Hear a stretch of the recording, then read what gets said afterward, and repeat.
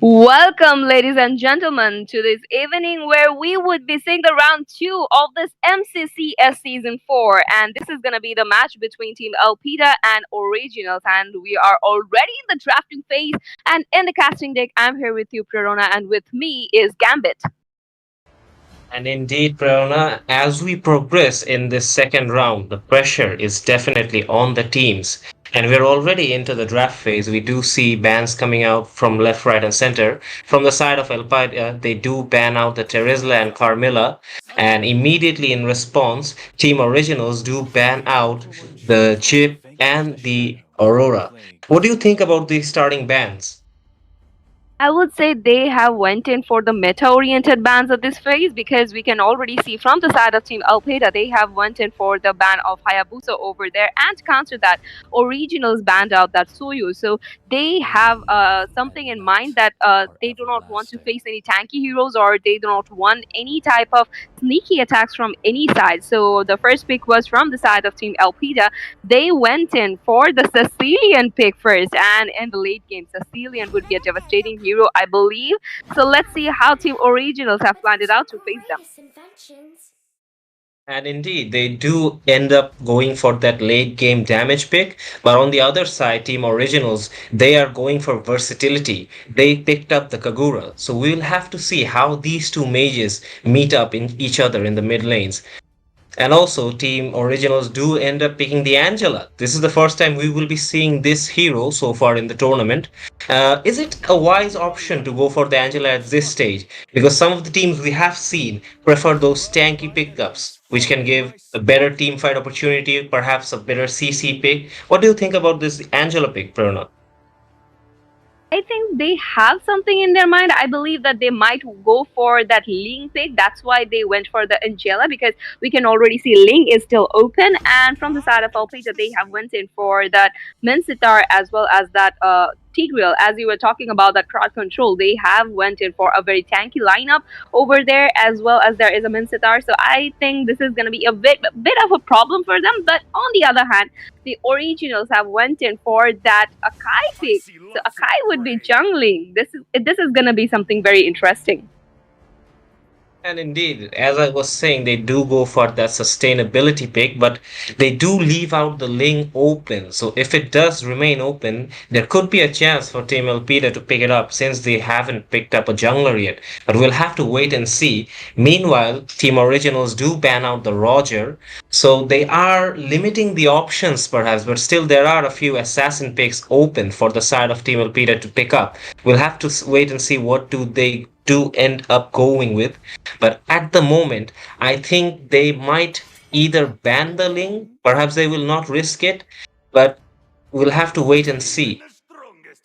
Exactly, but the link is still open yet, and since there is a Akai in the opponent, I don't think they would be going for a link, or they could. I just don't want to be proven wrong once again. And the last ban from the side of Originals was this Bane, so they do not want this Bane to use his ultimate over the turrets as well as in team fights, because this is going to be a problem if this would have been a problem if Ben was picked, because with the implosion of that Tigreal and along with the uh, ultimate of that Sicilian, Ben could have been a very good pick from the side of Alpida. So that was a wise decision. So the last ban would be coming in from the side of Team Alpida. Since we haven't seen any marksman pick yet, I believe they might go in for one, but they have went in for the X-Borg ban. So I believe they have focused on the EXP lane more.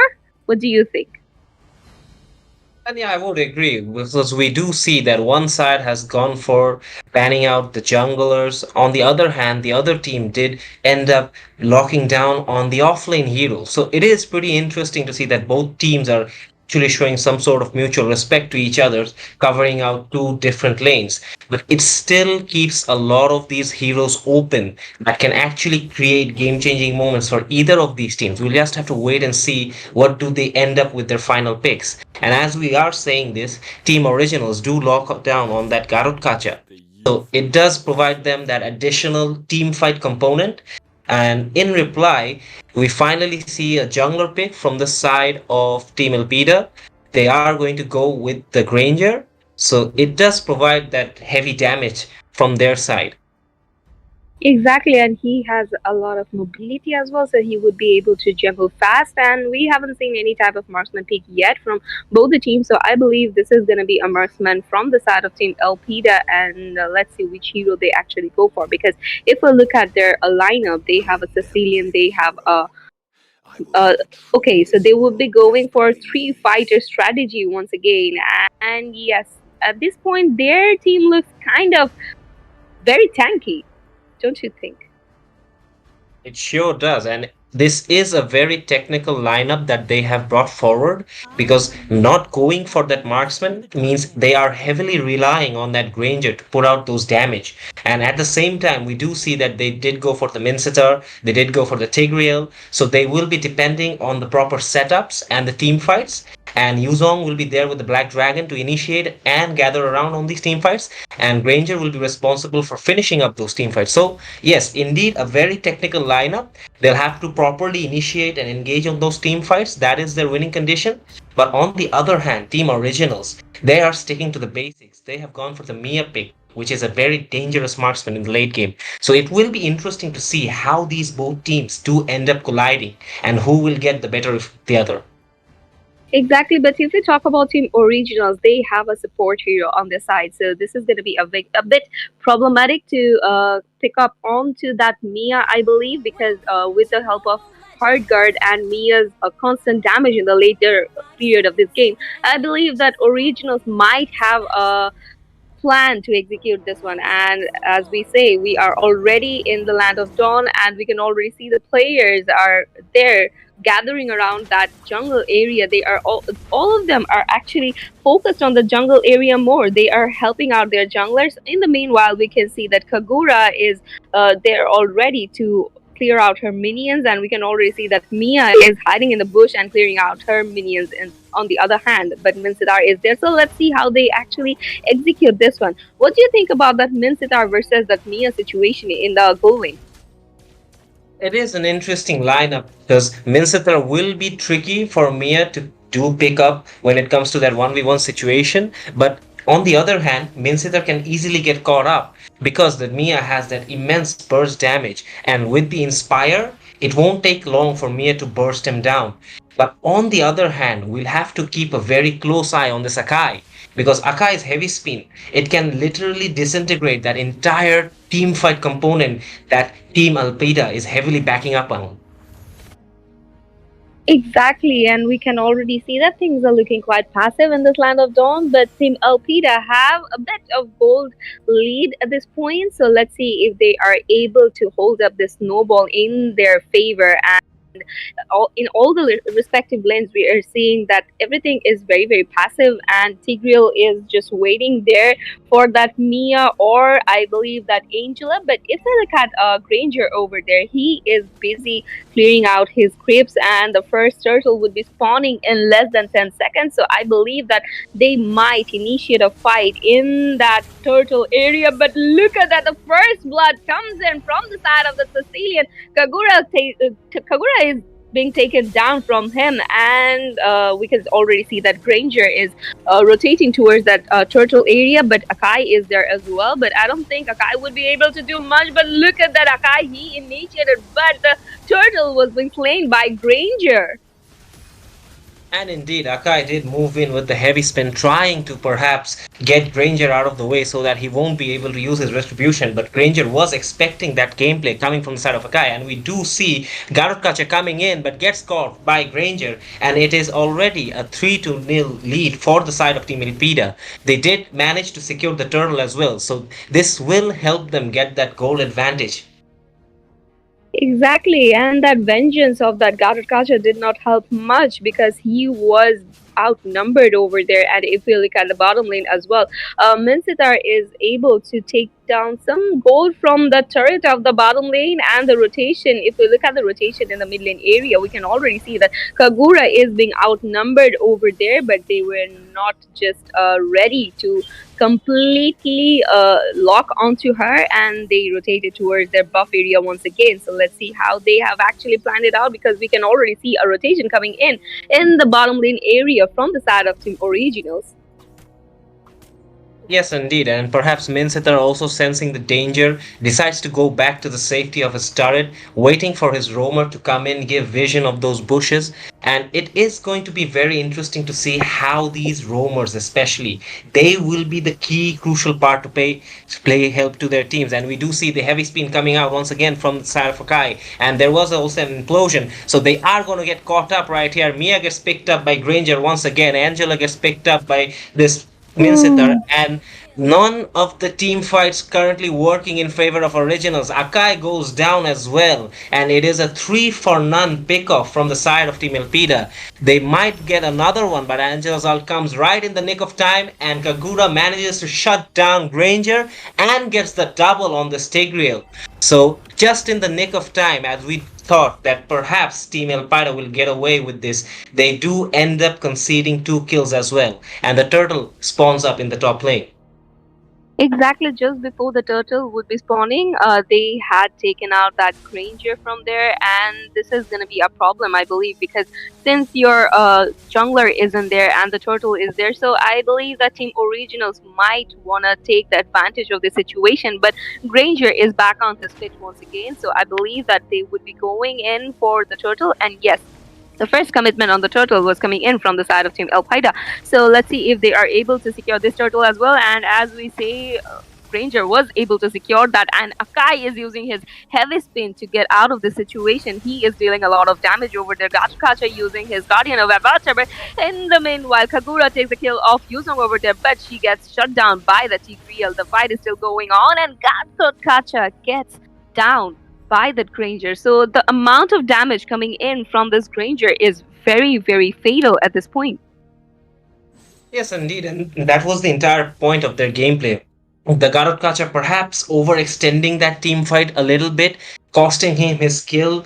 And we do see that Team Originals, they have the intent, they are showing that intent that they do not want to step back from this fight. But I believe it will be good for them if they do take a few more moments to get up, build up, and try to get at least on the same level as Team Elpida, because right now it is almost a near death situation every time they're going head to head in these team fights. Team Elpida are getting the better of them on every single occasions, so they will have to play a bit sensibly, and they do not need to throw this away right now, because a lot of this match is still left and there will be still a lot of opportunities that will come their way. Exactly, and with that being said, we can see a rotation towards that mid lane area. They are here to help that Sicilian out, but instead, from the side of originals, Kagura rotates towards the top lane area where Yuzong is there alone, and he would be outnumbered over there. But using his Black Dragon form, he was able to sustain in the situation. So if we look at the top lane at this point, we can see a skirmish situation is going around over there, and the turtle would be spawning in 15 seconds. But if we look at the bottom lane area, Minsitar took a lot of damage from that Mia, but in the meanwhile, Yuzong gets taken down by the Gatkacha, but Gatkacha would be punished for overstaying over there. But look at that, Mia used her ultimate, but it wasn't that fruitful. So she would be taken down by that Minsitar. So the last turtle of this match would be going in the favor of Elpida. So this is looking quite promising for them, if you ask me. And it sure does, because they did manage to secure those objectives. Even Minsetter getting that T3 turret in the bottom lane, but does end up giving his kill to that Akai, who did use the heavy spin to pressurize that Minsetter.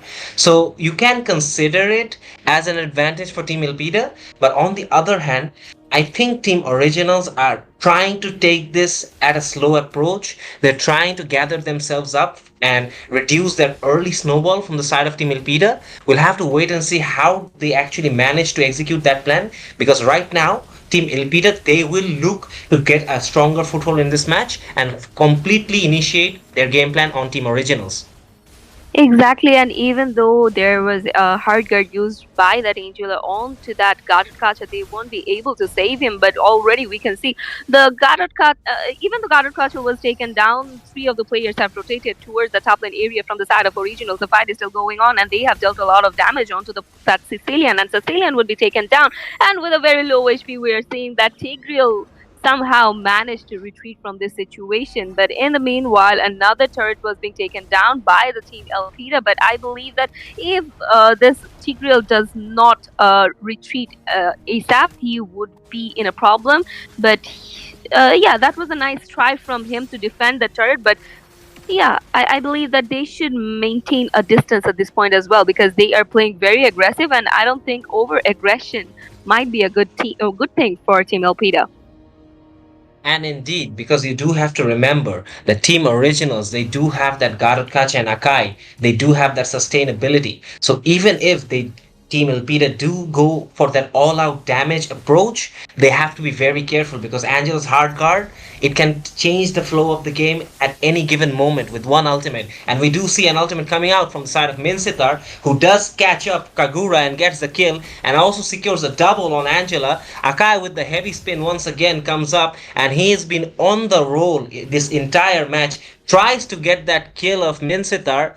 Perhaps, but no, Minsatar does manage to escape nearly.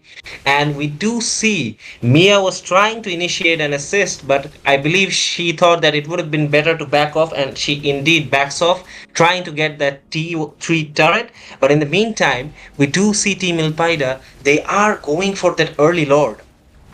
Exactly, and Lord was secured by the Granger over there. In the meanwhile, Mia was able to take that tier 3 turret down in the bottom lane.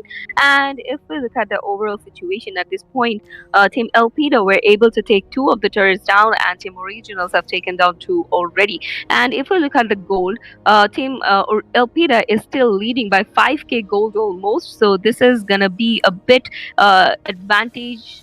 This is gonna be a bit upper hand for them since they have this early goal lead. And if we look at the overall situation, Elpida are actually going in for the turrets and as well as the kills. So at this point, I think that this is looking quite efficient for them. And in the process, Mia gets taken down hard guard used by that Angela over there onto that Gatkacha. Gatkacha uses his ultimate to retreat from the situation. In the meanwhile, the Lord would be marching down from the me lane area. So let's see how they defend this one. And indeed, it is getting tougher and tougher for the side of Team Originals. They are trying their best to defend this turret, but the Lord will push on and march on. Akai does fall victim to that Granger yet again. That Granger has been that front end damage dealer as Team Elpida was wanting, and the turret and the Lord does manage to get to that inhibitor, but it won't be able to take it down. Kagura manages to escape nearly, and Minseter, with a desperate dive, secures the kill of Angela with the help of Sicilian. My pardon, Sicilian does get that kill, and with that, the inhibitor goes down in the mid lane. So the pressure is definitely on Team Originals. Team Elpida are not giving them any room to breathe in right now. They have taken the objectives one at a time. They're taken the entire control of this game, and they are pushing Originals back to their base right now. Exactly, it is just the tier 2 of the top lane that we are seeing that is looking quite efficient for them.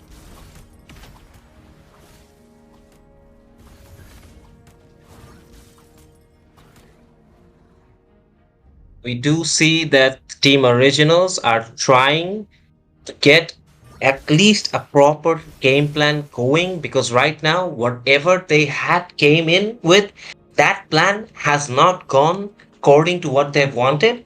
So it will be interesting to see how they cope up in such a situation, because we do see the itemization. Sicilian is already got his core items. Minsitar has got his attack items in.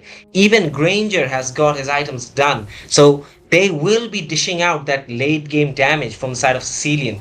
And on the other hand, Originals at this moment, they cannot afford another mess up in a team fight, because that could be the decisive moment in this game. So we'll have to wait and see how they approach this Lord, as both teams are right now in the lower end of the map within the river area.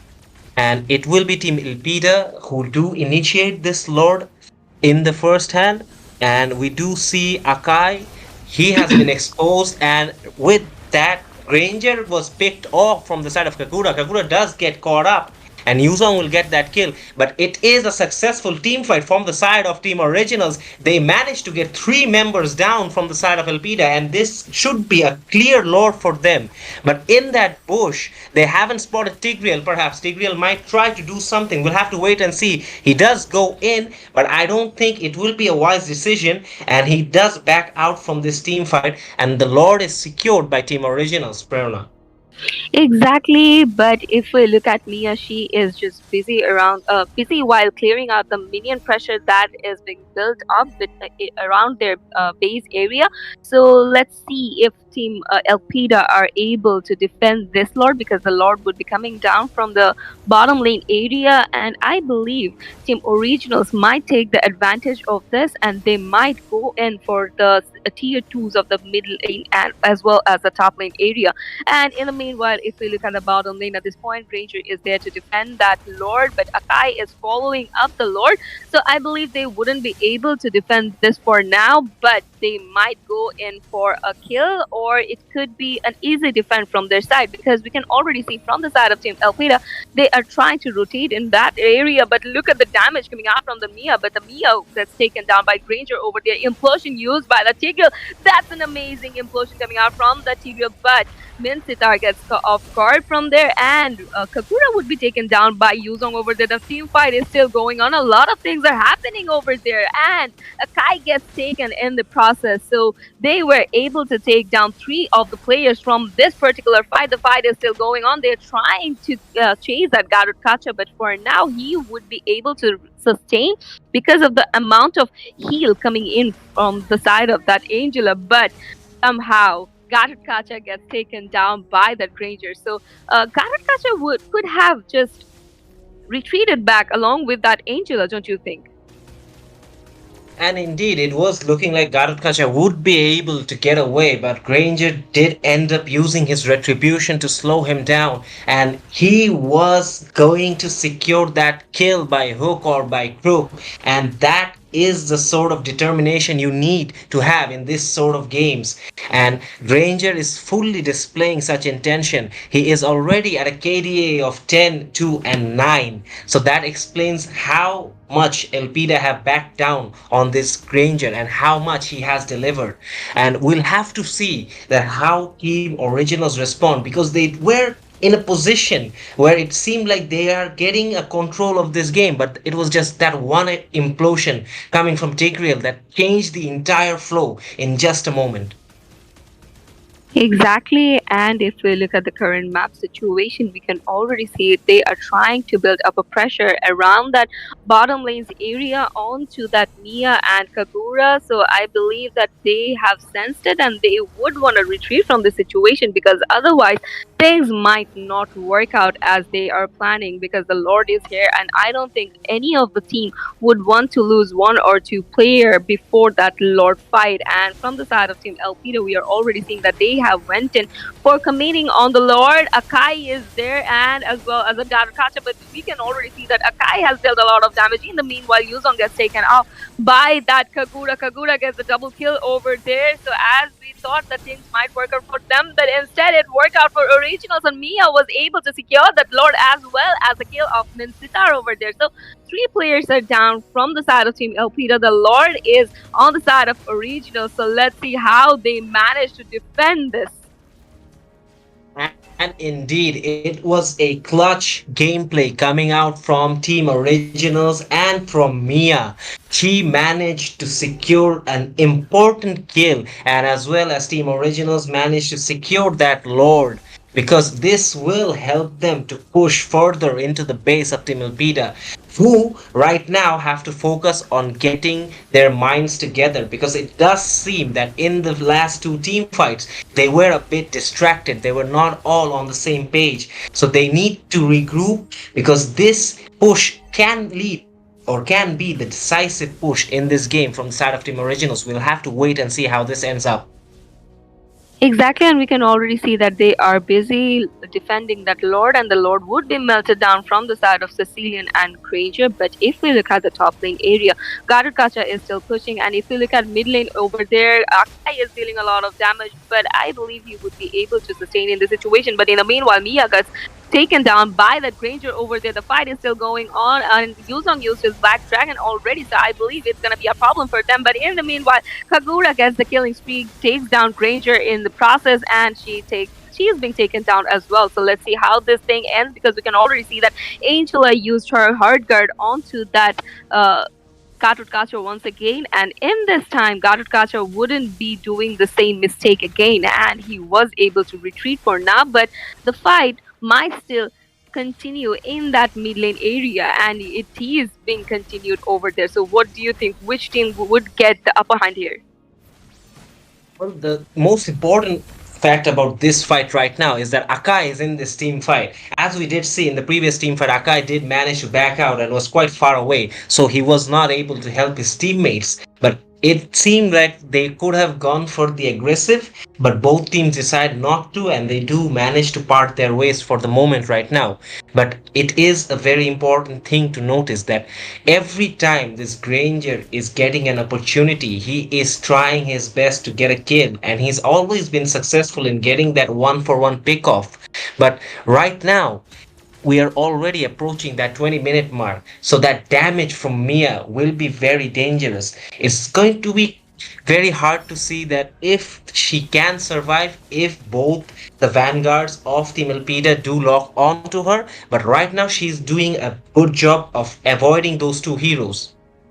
Exactly, and we had seen Team Elpida chasing off that Kagura over there, but Kagura was able to sustain in the situation, and she managed to she managed to retreat over there, and the Lord is here. So we have to wait to see which team manages to get this Lord, because I believe with the help of this Lord, this match might face an end anytime, and we can already see from the side of Team LP that they are trying to commit onto that Lord, but that Akai is still there to initiate a fight in any moment, and that Angela is using her hard guard on him. But I don't think that was necessary, because they haven't fully committed on that Akai yet, and I believe that they were waiting for this opportunity where this Angela might use her ultimate, and in the process, Granger gets taken down by Kagura over there, implosion used by that Tigreal over there. Mia gets taken down in the process, and Immortality popped out over there, but I don't think they would be able to sustain more, and Karukache gets taken down. But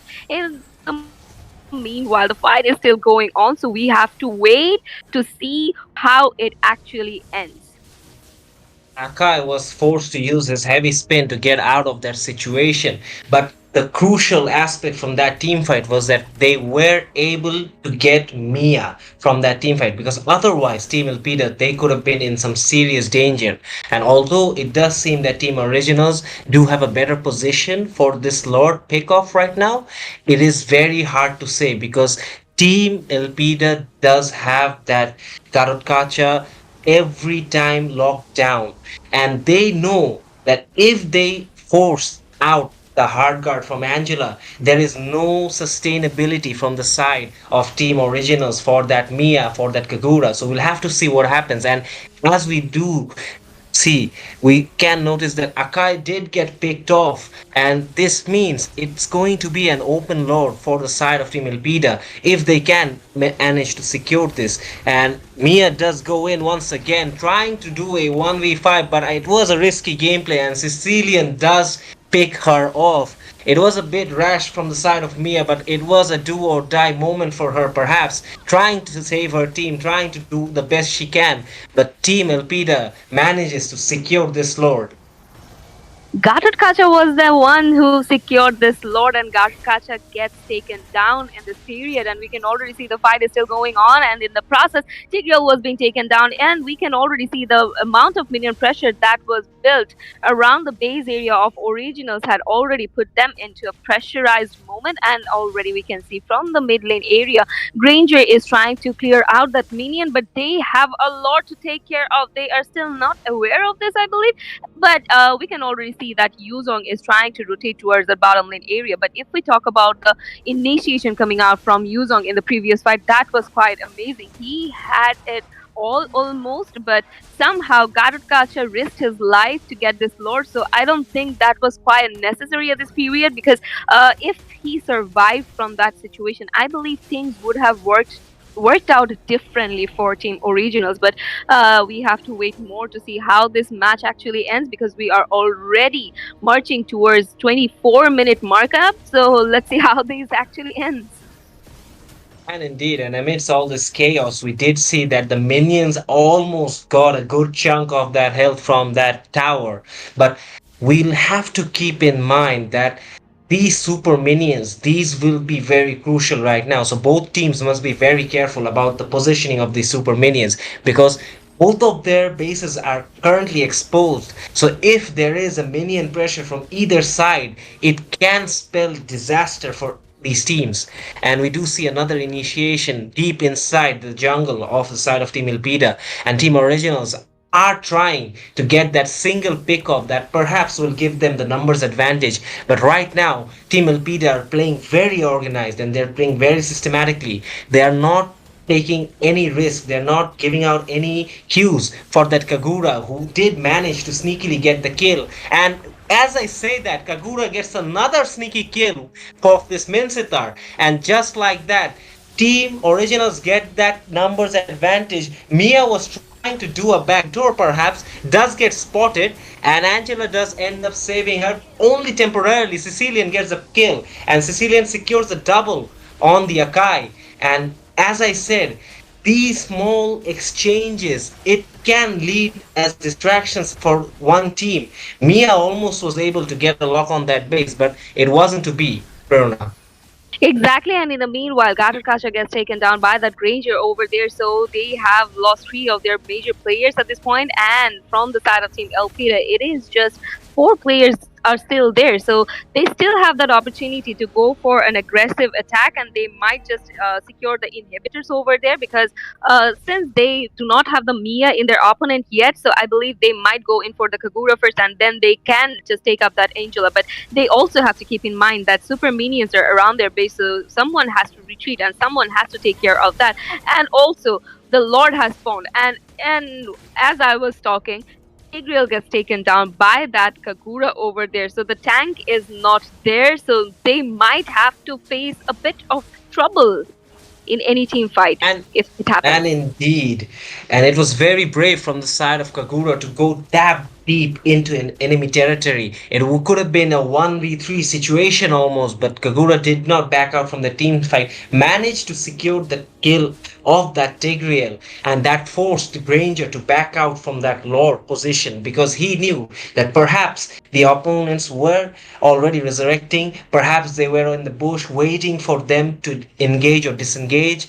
And just like that, once again, it is a stalemate between these two teams. And Team Originals, they will try to go for this Lord, I believe, because we are already approaching that 27-minute mark. And both these late game heroes from the side of Team Elpida and Team Originals, the Sicilian and the Mia, these are doing heavy, heavy damage. So either of these teams can now either make it or break it, and we'll have to see what happens as Yuzong does go for the Black Dragon initiation. Sicilian gets picked off from Kagura. It's a very vital kill for that team fight aspect we were talking about from the side of Team Elpida. And another kill secured by Kagura. She gets the double on that Yuzong. Garukacha does end up missing his ult. Kagura gets picked up by Granger, but it does seem like that the team fight is going in favor of the Team Originals. But Tigreal with the crucial pickoff of that Akai, and the minions on the other hand have made it inside the base of Team Elpida. Will they be able to take it down? And Oh, just like that, as I was telling you, that these exchanges, these could be the distraction that one of these teams need. The minions take down the base, and it is extremely unfortunate.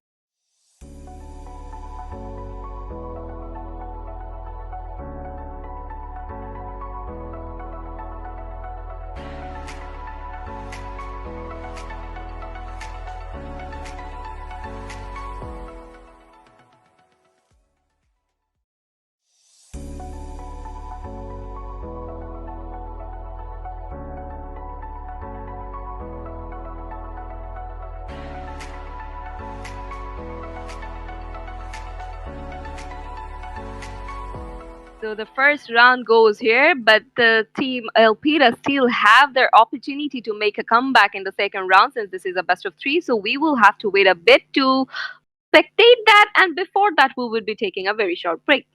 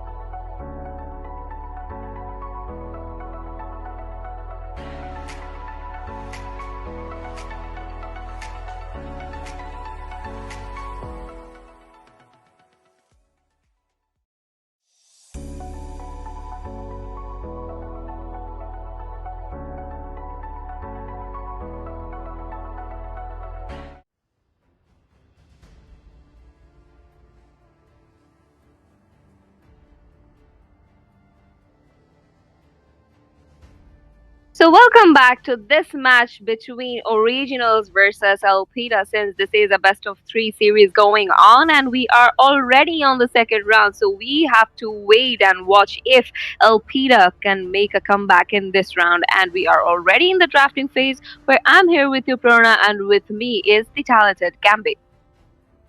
Thank you, Prerna. We were treated to an absolute blinder of a match in game number one, where we saw Team Originals, by the help of the minions to be exact, getting the upper hand on Team Beta. And right now we are in the ban phase for game number two. We do see the bans coming out from both these teams. Team Originals going for that Aurora, Tigreal, and Suyo ban. On the other hand, we're waiting for the third ban from the side of Team Elpida, who have already banned out Mia and Tigreal. So perhaps a bit different approach from the team so far, Prerna?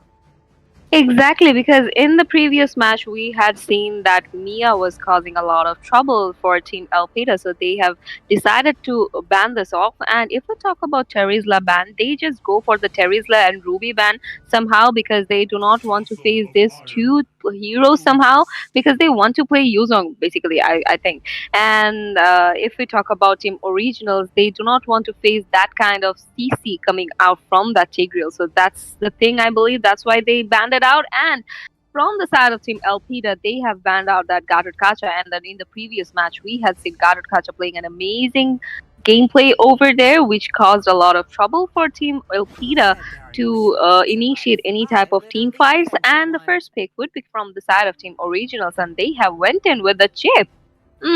Interesting.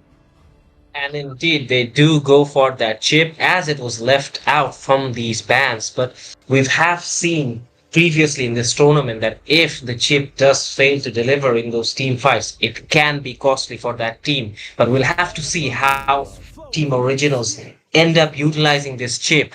Meanwhile, on the other hand, Team Elpida, they are still sticking to their previous strong points. They have gone for that Cillian and that Minceter once again. So perhaps they have noticed the points where they were a bit on the back end in the previous game. They will try to improvise, but we do know that Team Originals do not back down from any fight. So we'll have to see how they respond to these two picks. Exactly, and from the side of Team Originals, we are seeing that they are trying to steal that Yuzong from the side of Elpida. So I believe this is going to be a new type of setup by Yuzong this time, and they are locking onto that Changi. So with the help of that meteor shower, I believe she might cause trouble to the players of Elpida. So we would be seeing Changi versus Cecilian in the mid lane area. But we have also noticed that Carmilla is still left open. So I believe Team Elpida might want to take that in, but instead they went in for the Roger because in the previous match we had seen Team Originals banning out this jungler. So they did not want to miss this, I believe.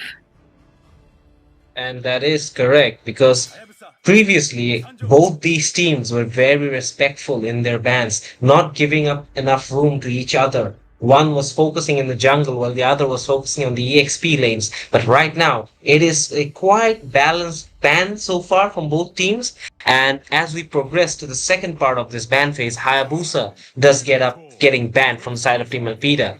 And on the other hand, Team Originals, they stick down to that Minotaur ban. Again, monitoring that Team Elpida did go for that CC, did go for that sustainability picks. So perhaps not wanting to take a risk, and they do end up deciding to ban that Minotaur. But this time around, I do see that Team Originals go for that Chang'e as a mid laner. I'm not quite sure how they will incorporate that pick with the chip, but perhaps they do have a game plan. Perhaps they do prove me wrong, and I sure hope they do prove me wrong because right now they are at match point in this best of three bout. Exactly. So I believe that while using the shortcut, Chang'e might take the advantage of any team fight. I believe that's what they have planned for. And on the other hand, we can see from the side of Team Alpida, they have banned out that Aegis. So they do not want that area of damage from the opponent, and they have also went in with the Hayabusa ban. So they do not want any sneaky attacks once again.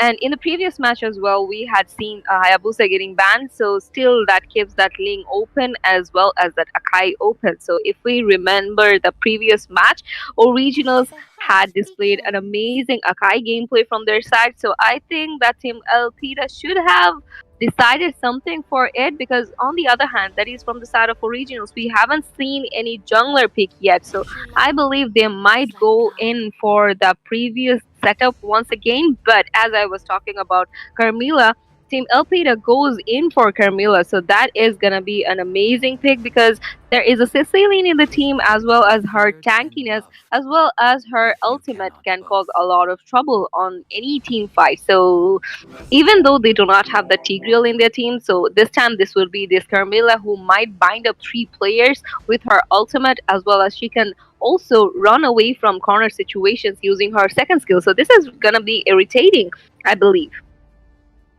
And yes, indeed. And once again, Team Elpida going for that high team fight initiation type of gameplay strategy, perhaps. Their picks do suggest that kind of a strategy, but we'll have to see what kind of gameplay they actually execute, because this Carmilla, it will play a vital role. And if their team does manage to utilize her ultimate, her curses, this will be a very beautiful team fight scenario for the side of Team Elpida. On the other hand, Team Originals, however, sticking to their core from that previous match, their core basics, they want to go for all out damage. They end up picking their Aemon, and they go for that Popple and Koopa pick in the gold lane. So they are not backing down yet again. They will go head to head for every fight, and we'll have to see how Team Elpida improvise this time around, as they do secure that Bane pickup as their last pick in this draft phase. So the lineups are drastically different from the previous game, but at the same time, their strategies are almost similar. Exactly, but I'm not sure of that Minsitar against that Popol over there, because in the previous match as well, we had seen that the absence of a marksman can cause a lot of trouble for you, and they are risking it once again. But since this and since this was their chance, this was their opportunity to make a comeback, I am still very confused why they have went in for that. So we will have to wait and watch how this players actually execute this match. So if we talk about Mensitar versus Popol, what do you think? Who has a better upper hand over here? If you go in terms of the damage dish out, Popol does have the upper hand, and I do agree with you that this is a bit risky from from the side of Team Elpida, but this is go big or go home. So perhaps they will go big with this lineup. We'll have to wait and see as we dive into the Land of Dawn for game number 2. And the junglers are already securing their buffs from each side. The mid laners are doing what they do, and everything does seem tranquil at the moment, but it won't be coming into this game a bit longer. As we do see, both rumors are also getting into this PC, getting into their action flows. And it will be interesting to see, as you said, that how does this Minsitar cope up with that Popol? Because Popol not only has that damage advantage over that Minsitar, it can also put a few traps here and there, provide vision for his team. So it will be very technical of him to actually set up, and we do see a setup coming in from the side of Team Elpida, but they do manage to get away, not giving another casualty, but indeed Team Original starts strong, getting the first blood, but immediately Team Elpida replies with a kill. So it is a 1-for-1 trade to start things off. Exactly, so they are actually proving to be problematic for each other, and in the meanwhile, we can see that Minsitar used his hook very perfectly over there, but caused a bit of trouble. But that did not actually end up taking the kill of Popol over there. But if we talk about Changi and that Sicilian, I believe that Changi has a better upper hand in clearing out the minions as well as in mobility sector. And if we look at the top lane area, we can already see that Yuzong was being cornered out by that Roger over there, and the first turtle is there as well. So I believe from the side of Team LP that they might wouldn't wanna risk it. And with that being said, Roger gets taken out. So this is gonna be a problem for them in the total fight because their jungler isn't there. And if we talk about Ammon, he is a very fast jungler as well as he can provide with a lot of devastating damages. But we could also see that that Bane had an amazing initiation onto the players of originals by using his ultimate, but that did not help them out. So at this point, as I was talking about the absence of marksman from the side of Team Elpida, I believe that this is already showing out because if a marksman was there into the team fight, I believe that they could have done a lot better. Yes, indeed, it could have been a lot of things, but it's still pretty early to go to conclusions, I hope. And as we do discuss such things, we do see another one-for-one trade coming out in this bottom lane skirmish. And with that, Chip does end up falling. Both the roamers actually fall, but Chip did manage to get away barely a few moments ago. Couldn't pull off the same gameplay right now this time around. On the top lane, however, Yuzo was forced to get a recall in because he was almost melted down by Bane. And in the mid lane, however, Roger gets the pick off of Changi. So everywhere there is a fight going out, and Team Elpida are again getting on that front foot in this game. They're trying to be aggressive. They're trying to lock down onto Team Originals, give them no comfort zone. And right now we do see a chase going on in the upper hand side of the map. Eamon uses his ult, forced to use his ult, I should say, gets picked off. And just like that, Team Elpida manages to get 3 kills in very short amount of time. Exactly, and if we talk about Ben over there, Ben can be a devastating hero in securing the turrets and in team fights. So we had already seen him using his ultimate onto those turrets and causing a bit of damage onto that. So let's see how actually things go out for both the teams. And if we look at the overall situation, Team Elpida are still leading in almost 2k gold. So I believe that if they are able to get a hold of the snowballing they're trying to plan out, I believe they might have an advantage. But with that being said, the second turtle is there. So let's see how things work out. And as I was talking, Ben gets taken out by Yuzong in the top lane area. Chip gets taken down by the Carmilla, but Popol was the one to secure the turtle for the team. And at this period, even though they had to lose out a player, they were able to secure a turtle over there. So I believe that this is a good exchange. But if we talk about Changi, she has to play a bit safe at this period because on the opponent there is a Sicilian, so she might get caught off guard by the Sicilian second skill as well as that Rogers mobility. So if we actually want to see Team Originals getting back onto their feet, I believe that they have to go a bit safer in the early stage. What do you think? And indeed, and as I did mention before, that to me it does seem like that this Changi pick, this could be that chink in the armor for Team Originals. And if Team Elpida, they can manage to get in through that chink, they could be able to secure this game because so far the intentions shown from the side of Team Elpida is nothing less than impressive. They have gone for every single initiation with 100% commitment and intention. They did not give any room to breathe for the side of Team Originals. And right now, Team Originals are really needing to rally themselves up and get a game plan working together because as the game progresses, this aggression will only get stronger from the side of Team Elpida. They do have the heroes to back up that aggression, and Team Originals, they could easily go into a position that they can't get themselves out of. Exactly, and we had seen that Yuzong was forced to use his Black Dragon, but he somehow was taken down by that Bane over there. And with that being said, we could see that Minsitar was being taken down by that Diamond over there. The fight is still going on in the top lane area. Sicilian is dealing with a lot of damage over there, but the players from the side of Originals were able to sustain the damage of Sicilian for time being, but and they had to retreat. And we can already see that things are looking quiet, passive at this moment. But if we look at Changi, she has. If we look at actually Popos, he went in for the turtle already. So I believe this is going to be a turtle on their side, and as well as that Changi's initiation was amazing, but she might get punished because she overstayed in the situation and she was being cornered out. And we can already see that Chip is getting a lot of damage from the side of Team Elpida, but Amon was there to back him up. So at this point, he was able to sustain. And if we look at the top lane area, both the EXP laners are having their fun time over there. And indeed, and right now it does seem that the Chang'e is feeling a bit toxic as the opponents are being toxic with him. They are not letting him get away at any given opportunities, locking him down.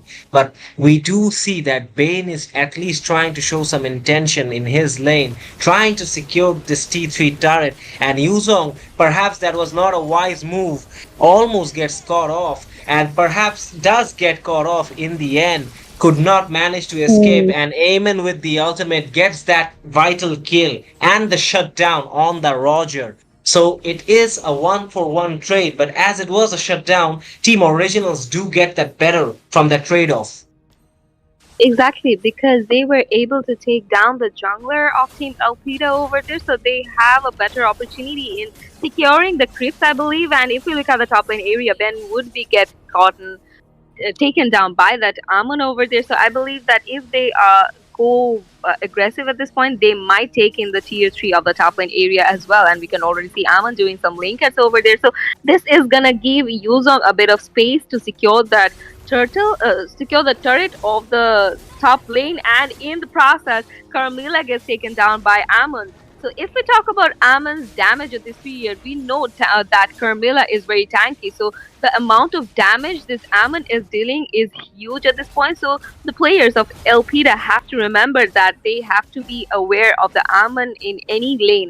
And we can already see that the tier 3 from the bottom lane was being taken care, and as well as the tier 2. So at this period, Team Originals have secured the objectives better than Team Elpida, and the Lord is there, and I believe they would be going in for the Lord, and the Lord was being melted down from the side of Original. So by the with this Lord, I believe they might go in for the rest of the tier 2s or inhibitor as well. Indeed, they do will go up for those objectives, but in the meantime, we do see that Payne did manage to pick up that kill of that Yuzong, who did look that he got stuck in between that team fight. So a crucial pick off coming from the side of Team Elpida. But as we say that this Lord is gonna push down from that bottom hand side of the map where there's only minions and Popul deal with this Lord, and perhaps Popul will be enough to deal with the Lord while his entire team is focusing on the team fight in the middle lane. And we'll have to keep one thing in mind is that even though Carmilla is a very tanky hero, her only weakness happens to be penetration damage from magic heroes and magic damage in general. So she'll have to be very careful while she's around this Aemon, because Aemon is dishing out serious damage right now. And as we were talking about Aemon, we do see Aemon getting caught up but manages to escape with that claw. The Lord is very deep inside the base for Team Elpida. They will manage to defend it, I believe, but it has been allowed to go in deep. And just like that, Eamon gets another kill, gets the double in this team fight. It was a 1v2 situation, but Eamon manages to pull off an outplay, and that was a very excellent gameplay coming out from the side of Krypton. So we'll have to see how Team Elpida actually manages to reply to this, because right now it did seem like they were underestimating that damage from the side of Aemon, but Aemon immediately replies with two instant kills in that kind of a situation.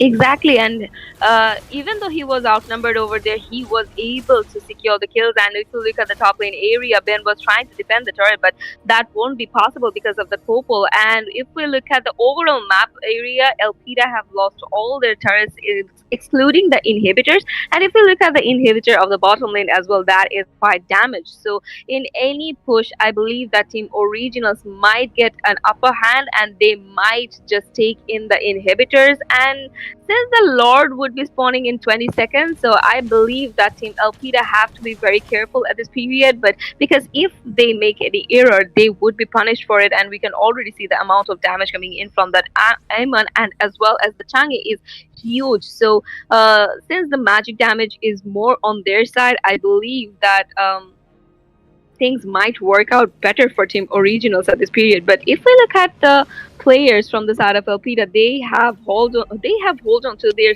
positions. So I believe they are waiting for the players of Originals to commit onto the Lord, and I believe that they have a plan of stealing this Lord. And they sure do like that. They have that sort of an intention, and we do know this from because the previous game we did see that sort of thing happening, and just like that, Aemon was able to be taken down, and it is an entire four-man wipeout from the side of Team Originals. Team Elpida getting the better of that team fight, perhaps due to that curse coming out from that Carmilla. And just like that, the entire picture changes in just a moment, and Team Elpida are now in the driver's seat. Exactly, and they are committing on the Lord. But in the meanwhile, Carmilla gets taken down by the Changi, but she won't be able to steal that Lord from them. So the Lord goes to the side of Team Elpida, and she has to retreat back because the ultimate of Ben could be devastating on her, and she does somehow sustains in this situation. And if we look at Team Originals, they have reincarnated already, so I believe they would be able to defend this Lord very easily because the amount of damage on their side is huge at this point. So yeah, for now they would be able to defend it, but we have to wait and watch for how long they are able to do so because the pressure is looking quite on their side at this point, but they also have an upper hand because they have secured one inhibitor. So I believe that if they do that sneaky attack, I believe they would be able to secure one or two turrets. Two inhibitors already, and the rotation is going towards the Midland area where Ammon was been taken care of, and Chip was being taken down as well. Yuzong was forced to use his Black Dragon, but that did not help them. The Curse of Blood by the Carmilla worked out very amazingly and causing the kill of Chang'e over there. The push is going towards that inhibitor of the mid lane area. The minion pressure is on their side as well, so it is gonna be a base lock from the side of Team Elpida. So they have managed to make an epic comeback in this round. Just like that, ladies and gentlemen, it just took two Curse of Bloods from that Carmilla, and they entirely changed this game from head to toe. Team Elpida made the comeback, and we will go to game three in this series. Exactly, and this is gonna be the first round three in this entire tournament. So for that, we would have to wait a bit, and we would be taking a very short break before that.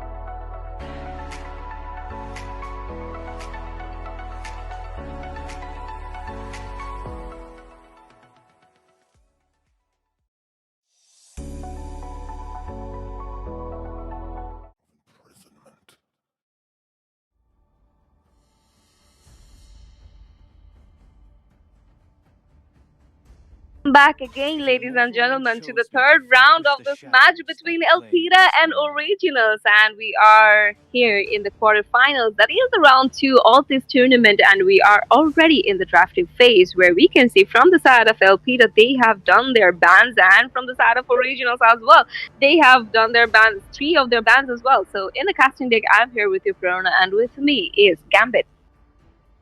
And indeed, Prerna, both these teams have gone the total distance. We are in the third game of the series, and we do see once again that the bans from both these teams showing that they will not take any chances. From the side of Team Originals, they stick to that chip ban as well as that Sicilian, which has been a consistent pick from the side of Team Elpida. They've also gone for that Suyo ban. And in response, Team Elpida have gone for that Mia, which was a very crucial hero for the side of Team Originals in that first game, followed by two heavy, hefty heroes in the form of Garukacha and Terizla being banned out. As for the picks from these two teams, we see something different. From the side of Team Originals, they go for that Zushin pick. That is pretty interesting, I would say, but since there is an Aurora on the side of Team Elpida, perhaps that crowd control will be disrupted from that Zushin. That may be the game plan. We'll have to wait and see. And as for the offlaner, Team Originals finally take up a pick from the side of Team Elpida. They go for that Yuzong pick. So this will be interesting to see that how Team Originals incorporate these two heroes into their composition. Exactly. And if we look at in Elpida, they are hovering over that Roger once again. So I believe they have something in their sleeves going on, and this would be their next pick. So we have to wait for that. And as I was actually thinking of this Minsitar, that they might go in for the Minsitar once again, they went in for it. So they have this Minsitar absolutely locked in for that goal lane area. So I believe Team Originals have already built up some strategy to face off this Minsitar in the goal lane area, and already we can see from the side of Originals they have picked onto that Angela. So if we remember in the first match, I believe they had played this Angela. So something. I believe that they have something going on with this Angela and Zushin in their mind, and we can already see that Tigreal is being banned from their side. So they do not want to face more crowd control since they already have to face that Aurora over there. So the next ban would be coming in from the side of Elpida, and they decided to ban that Hayabusa once again. So Hayabusa gets this ban back in back-to-back three matches. And indeed, we do see some very familiar faces in this ban phase. Both teams, once again, taking no chances, banning out the heroes they are not comfortable with giving out to the opponents, and also sticking to the ones that have worked effectively in their favor. And as we go forward in this ban phase, we do see that Bane gets banned out from the side of Team Originals. Perhaps in the previous game, Bane was much of a headache for that Yuzong. Keeping that in mind, perhaps Team Originals this time around prefers to ban that Bane. And we do see Eamon getting banned out from the side of Team Elpida. And yet, once again, there is reason for that ban since Eamon did dish out serious damage in game number two. So both these teams, once again, taking it very safe in this ban phase, but at the same time, they have given each other plenty of room to try out different tactics and perhaps even try out some new faces. Exactly, and we can see from the side of Originals, they have went in for the Popo once again. So, Minsitar against Popo in the previous match, we had already seen that Popo had an upper hand for a few moments over there, and that might cause trouble for Team Originals because this is gonna be the do or die match for both the teams. So, I believe that both of the teams would be showing us a massive aggressive gameplay in all the lanes, and the next two picks will be from the side of Team Elpida, and since they do not have any roamer yet, I believe they might go in for a tanky roamer, and they have selected that Carmilla, and they're just hovering over that Carmilla at this point. So let's see how they actually turn this out, and already we can see that Martis is being taken from the side of Elpida, and if we talk about Martis, he might not be the best hero if we talk about mid to late game period. So I believe Team Elpida would want to finish this game off before that period. And we can see from the side of originals, they are hovering on to many junglers over there. They are hovering onto that alpha Ling, and finally they were locked onto that alpha. So Alpha being so tanky already, and as well as his ultimate can be a devastating thing, a crucial thing for the opponents in the team fights. I believe that at this period, at this particular lineup, at this particular round, Team Originals have a better lineup. What do you think? And indeed, and as I was saying, that both teams do have that room to try out some new faces, perhaps try out heroes we haven't seen in game one and game two, and they have done exactly that. They will be trying out something new. The strategy will be a bit different, but their target will still be the same, and that is to come out on top as the winning team. Since this is a decider game, the winner will progress to the semifinals of this tournament.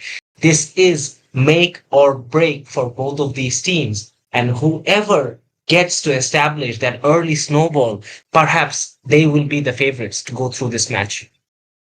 Exactly, and we would have to wait to see how it actually ends for them. But since they have an Alpha and an Angela in their team, I believe in the team fights or in any cornered out situation, Alpha might have a better upper hand over here. But if we talk about the team of Elpida, they have a Martis in their team, so team originals have to be very aware of that, because in the earlier stage Martis could be a devastating hero for them, and we would have to actually wait out to see how it actually ends up. And indeed, we do see that both junglers are trying to get their buffs as early as possible. Perhaps Alpha coming out on first in this race to get that buff, but nonetheless, the junglers will be playing a vital role in this game since both of them have that high damage potential. On the other hand, we do see Zushin once again putting that destructive gameplay strategy into play, trying to be a bit annoying for that Roger, but so far it has been nothing of severe damage, but we will see this sort of initiation come in more as the game progresses. Meanwhile, on the bottom lane, we do see those both fighters, that Yuzong and that Martis, they are going head to head. None of these EXP laners will be backing out, and we'll have to wait and see what happens. Exactly, but we can already see a rotation is coming towards that bottom lane area from both the sides, and we can already see that Alpha was trying to initiate, and Alpha would be taken care of by that Aurora over there, and Yuzong is taken care as well. So Team LP to have amazing start for this game already, and they are showing their aggression already. And as I was saying, that you have to be very aware of that Martis in the early period of this game, and they are actually proving me right for the first time in this whole tournament. And we can already see that they have went in for the bottom lanes tier 3, and I guess that at this time as well that was not a wise decision by that Yuzong, but in the meanwhile we can already see that Alpha initiated and Alpha gets a double kill over there, and Martis gets killed by that Angela, and before that Turtle. I don't think that was a good decision from Team Elpida's, because this is gonna be a free Turtle for Team Originals at this moment.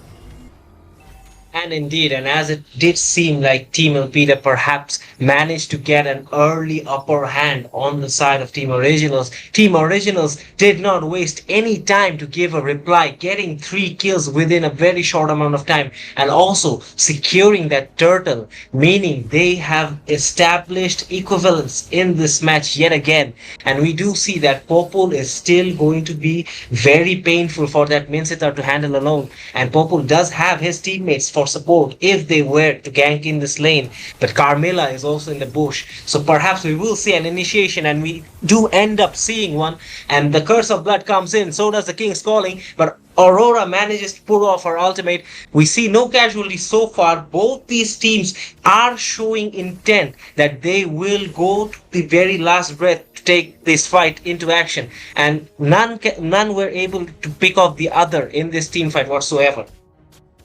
Exactly, but if we look at the top lane area, Popol is getting a lot of gold from the turret, and in the meanwhile, Yuzong gets taken care of by that Martis in the bottom lane area. So I believe he might just participate in the team fight that is going around that mid lane area. Not a team fight, but a rotation in the mid lane area. But the rotation goes towards that Martis at this point. So I believe that Team Elpida would want to retreat from here because we can already see that the Angela is there to help out as well as that Alpha is there. So an initiation from this two heroes wouldn't be nice on Elpida.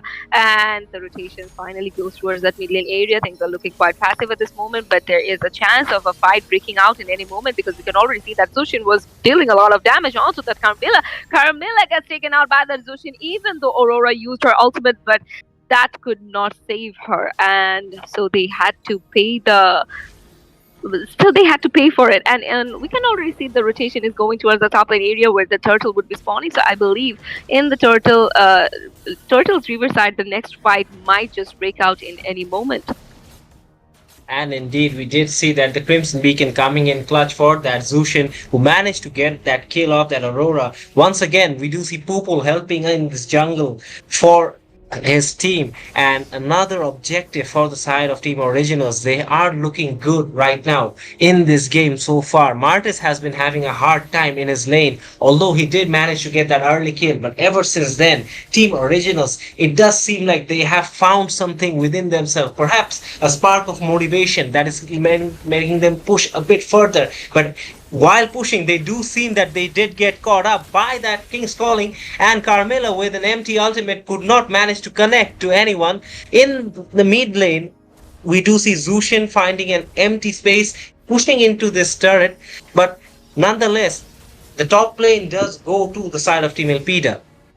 Exactly, and if you look at the bottom lane area, Alpha is there and Yuzong is there onto that Murtis. So Murtis was not able to sustain the situation because he had nothing to do there exactly, to be honest. And we can already see that they are able to secure, they were able to secure that bottom lane tier 2. Tier 3, and the fight is still going on, and we can already see that Yuzong dealt a lot of damage, so he had to retreat from the situation. In the meanwhile, Zushin gets double kill over there. The fight is still going on, and we can already see that Alpha used his ultimate onto the players of Elpida and gets a triple kill, but somehow that killing spree goes to that Roger. He finally was able to shut down that Zushin over there, but in the meanwhile, Alpha gets taken out by that Martis, and the kill of Martis goes to that Angela once again. So at this point, we can already see that this Angela is doing a bit of assassination in this whole game. And if we look at the top lane area, we can already see that Popol is dealing a lot of damage to those turrets, and that is not looking quite good for Team Elpida. And indeed, as we do see chaos breaking out in almost every part of this map, Popol is trying to keep a cool head, trying to secure those objectives like a marksman should. And we do see both these mages are actually going in at each other, taking no chances and backing out of no team fight.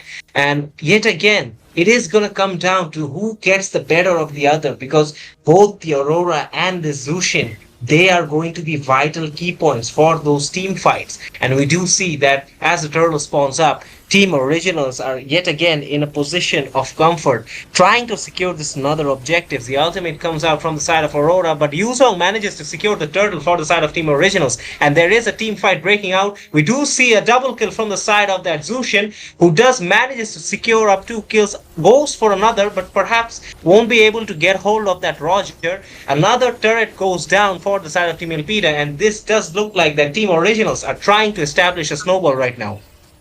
Exactly, and they are going very aggressive. And somehow Roger was able to escape that situation, but he might get cornered out in the top lane area because we can already see from the side of Team Originals they are already rotating towards him. So he has to retreat, and he was forced to retreat, but he could not, and he was caught up in the fight. And Alpha was the one to catch him up, and already his kill will be taken down by him.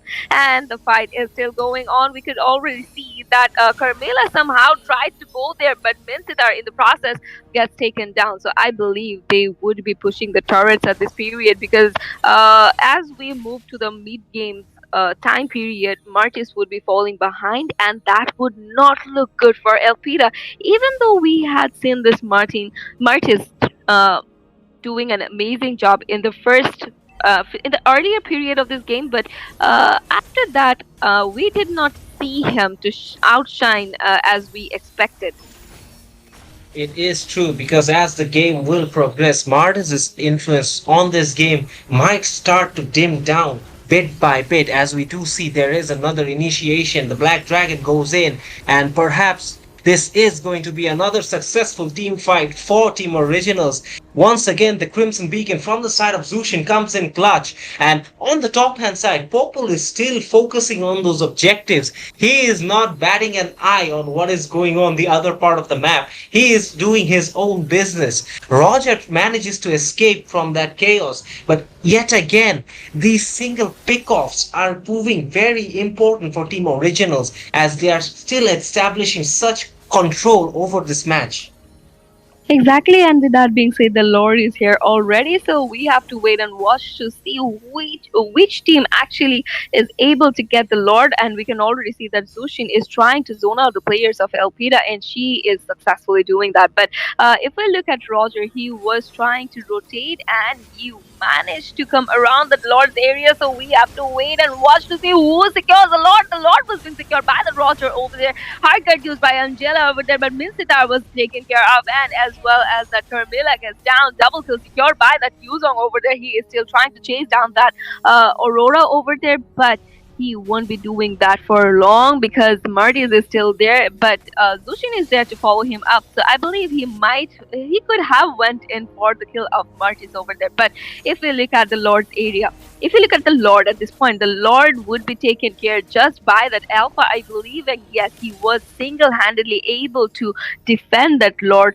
around the top lanes area, and the fight is still looking quite promising on the side of Team Originals because they have already secured 5 of the turrets. So this gives them a better map control. So this gives them a better opportunity in every team fight. So far, and if we actually look at the current situation, we can already see that they are leading in the gold as well as the kills. So things are looking quite promising for them for now.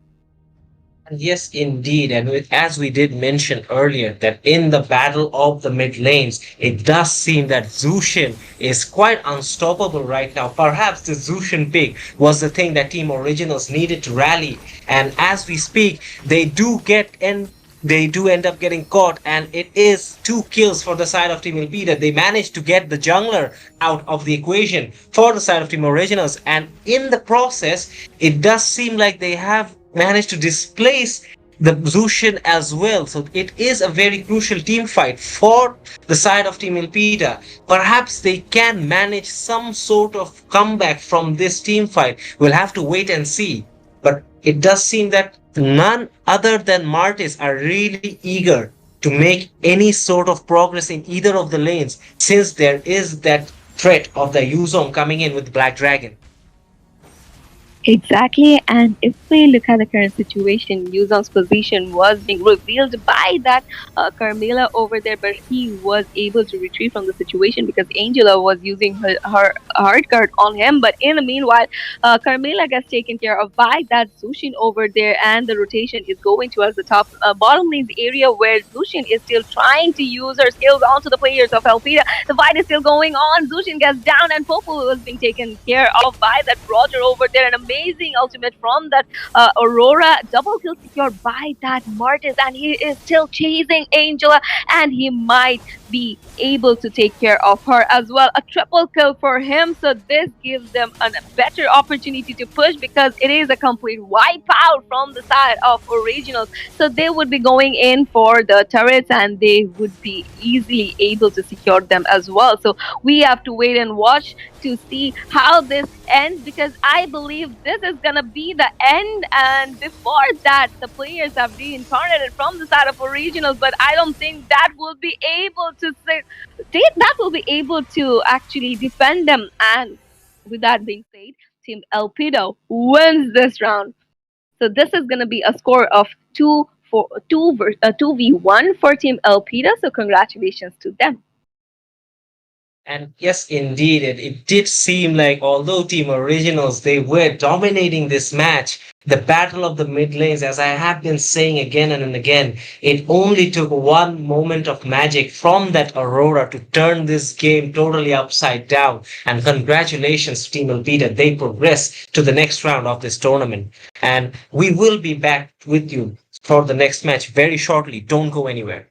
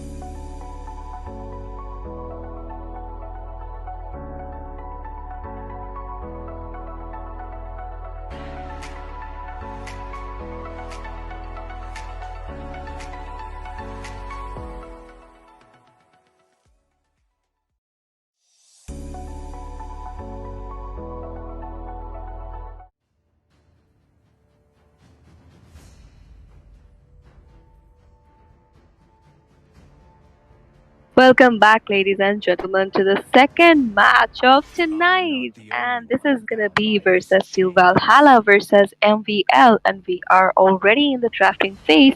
And in the casting deck, I'm here with you, Prerna, and with me is Gambit. And indeed, ladies and gentlemen, this is the second quarterfinal of tonight. We do see that the ban phase has already commenced, and there are bans coming in from both of these teams. Till Valhalla, on one side, have banned the Ling very early in this draft phase, something we did not see in previous game. And they did also ban out this Alpha, so they have gone for two jungle options as priority bans. On the other hand, we do see that from the side of Team MVL, they've gone for a band that we did not see feature in the previous game either. It is the Phobius, and they also banned out the Aurora. So very interesting bans coming out from both these teams as we are seeing something different from the teams here.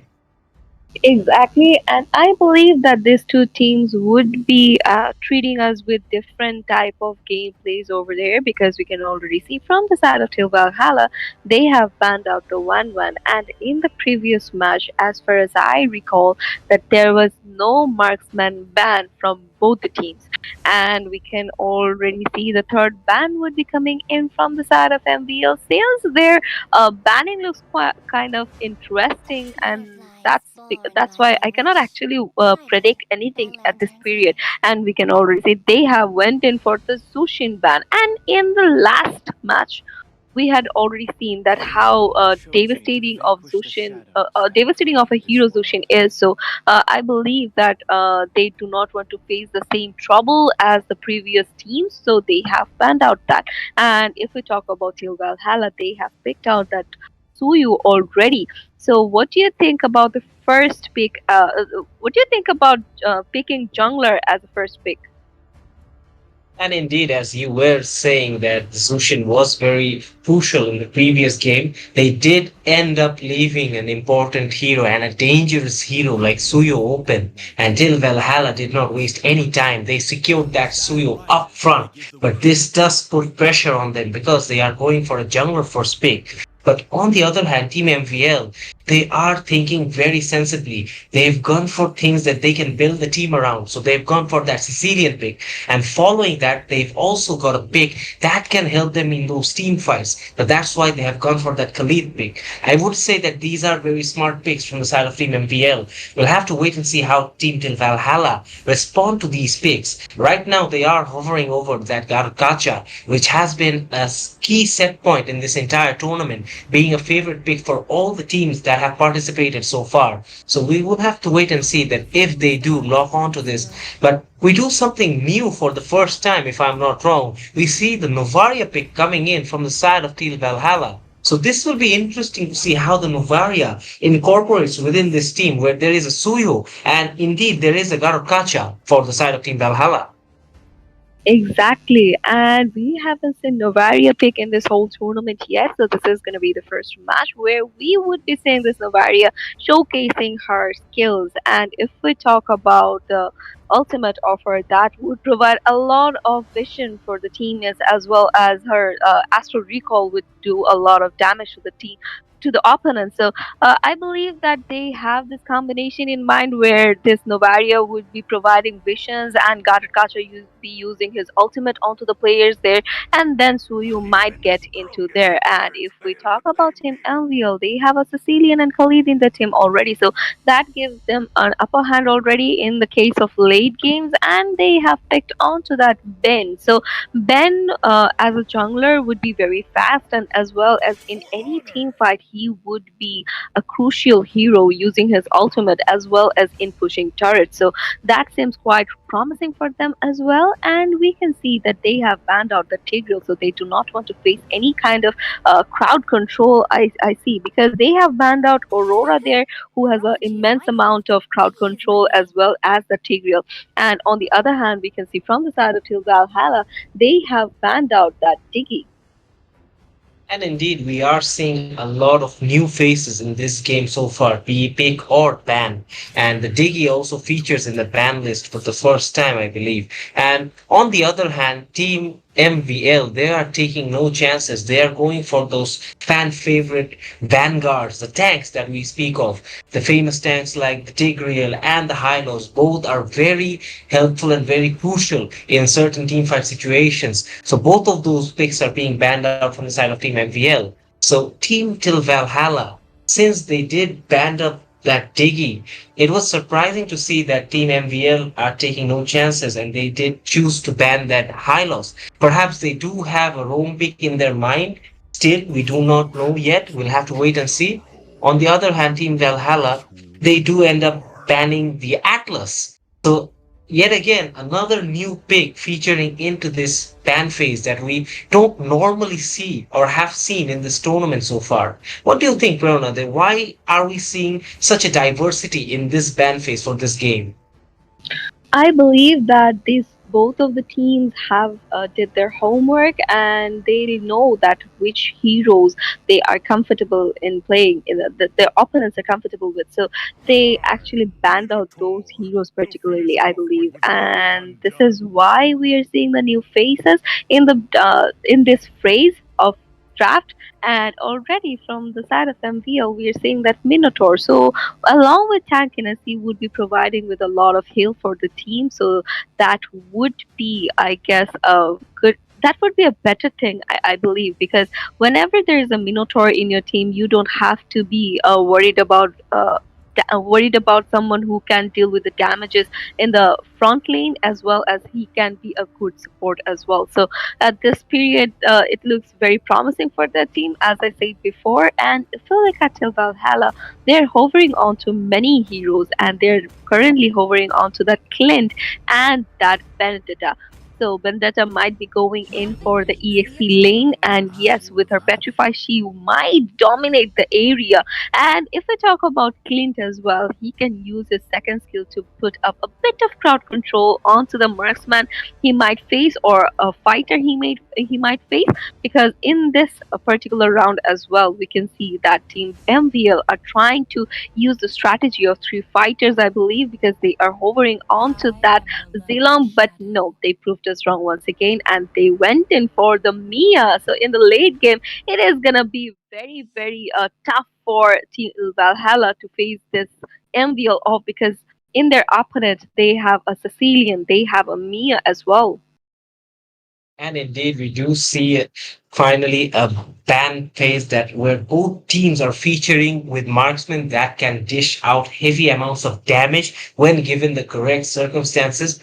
And it does seem that, as I did mention to you earlier, that perhaps Team MVL had a roam pick in their mind which they could utilize, and they did end up picking that Minotaur. And I think that although the opposing team did ban that Diggy and also ban that Atlas. Perhaps they had forgotten about that Minotaur or thought that the Minotaur might not get picked. So it could be something that might have skipped their minds, but we'll have to wait and see how do they go with the draft they've picked and how do they execute their game plan. But so far, I do feel that Team MVL does have the comfortable composition and it should be a bit more easier for them, but we'll have to wait and see that what goes down in the land of dawn as we go down for game number one in this series. Exactly, and we are already in the land of dawn when we can see the junglers are focused onto their buffs, and already we can see the damage coming in from the side of Vendetta is proving to be heavy on Khalid, and the first blood goes to Vendetta. It's just 40 seconds of the game, and already we have seen the first blood coming in from the side of Til Valhalla. So that is a starting that we did not expect, to be honest, and we can already see the rotation is going towards the mid lanes area. But since Vendetta was able to secure the kill of Khalid there, so I believe she would be getting the upper hand for now, and we can see how she actually is dishing out damage onto that Khalid, and that Khalid is facing a bit of trouble facing her off, and Suyu is rotating there as well. So this is gonna be a problem for Khalid over there, but because of his regenerating powers, he was able to sustain for now. So he now knows that he has to be very, very careful, and he was just waiting in his turret so that no one can actually dive into that turret and kill him. And already we can see there is a rotation going around that bottom lane area. So, do you think a fight might break down in any moment? And it does seem that Khalid was caught off guard, coming from that early blitz from the side of that Benedetta. And it seems that still there is pressure on the top lane. And Khalid will have to play sensibly since he was picked off such early in this game. And that just shows how Team Valhalla approach this game. Their mindset is already there. They have that winning mentality within them. It will only come down to execution to make sure that they go to where they want to go with this game plan. And on the side of Team MVL, they do have the composition that can get them through this, but they will have to be very selective of how they approach this game. And as we see in the turtle fight, there was a clash going on. Two picks from the side of Team MVL go down. And my apologies, three people go down from the side of Team MVL, and it was a skirmish. And on this instance, still Valhalla gets the better of them, and it does seem that they are establishing an early foothold in this match, Prerna. Exactly, and we can already see that Vendetta is putting up a lot of pressure onto that Khalid, but she did not overstay over there. And we can already see that Khalid dealt a bit of damage onto that Vendetta as well. So both of the players might just play safe around that area, and we can already see the things are looking quite passive for for this period. And we can see that till Valhalla has a bit of a score lead at this period, because since they have secured four of the kills already and they had secured the turtle, so they have this upper hand for now. But if we look at the bottom lane, a skirmish is going around in that period, and we can already see that Clint is dealing a lot of damage onto that player of MVL, and somehow Minotaur was able to retreat with a very, very low HP. And the fight might get continued over there, but no, somehow the fight did not end up as I was expecting. And Ben over there retreated from the situation, because that was because the turtle would be spawning in less than 30 seconds. So if he gets taken down, that would not look good for his team. So that was a wise decision, I would say. And as we were talking about Novaria, this Novaria already picked a kill. Already, we can see his KDA is 102. So he is actually doing very great as a mage, don't you think? And indeed, Novaria played a very crucial role securing that last objective for the side of Team Valhalla. And right now, we do see that the turtle will spawn in on the top side. Tarkacha tries to move into this team fight, and there is a skirmish going on. And Novaria once again gets to secure a kill. So does Suyo, and so does Benedetta. Perfect team play coming out from the side of Team Valhalla as they yet again secure three kills on the top side of the map. On the mean bottom side, meanwhile, Mia gets the kill of that clan. So it is going blow for blow right now between these two teams. But you have to say, till Valhalla, they have been dominating so far.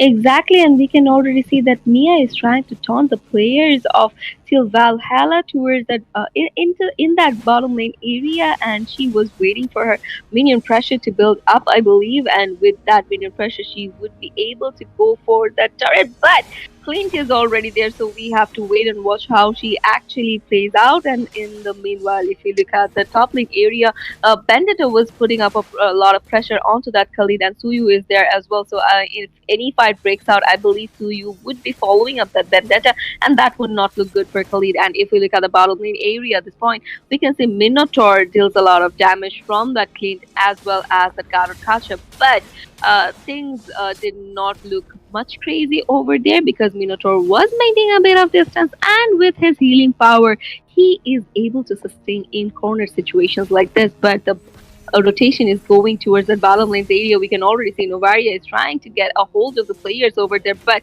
she could not do much yet because the damage is not built yet. So I believe as the game goes to that later period, I believe that she might be fatal for the team MPL.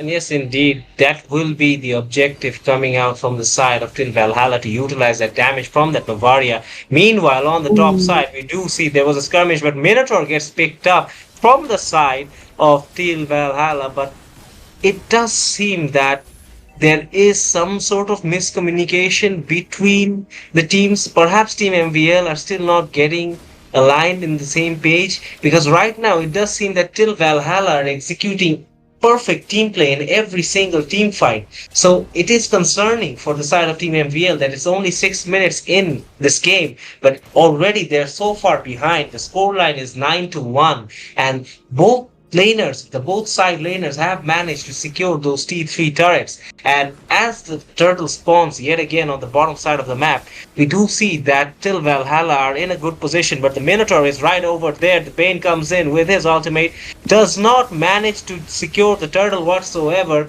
Once again, the turtle goes to the side of Till Valhalla. Benedetta goes loose and gets 2 kills. And this is yet again another skirmish going in favor for Till Valhalla. Benedetta secures a triple kill amidst all the chaos, and yet again a four-man wipe from the side of Till Valhalla. MVL is seriously under the pump. They really need to recollect and get together. Otherwise, this will be a one-sided steamroll for the side of Team Valhalla.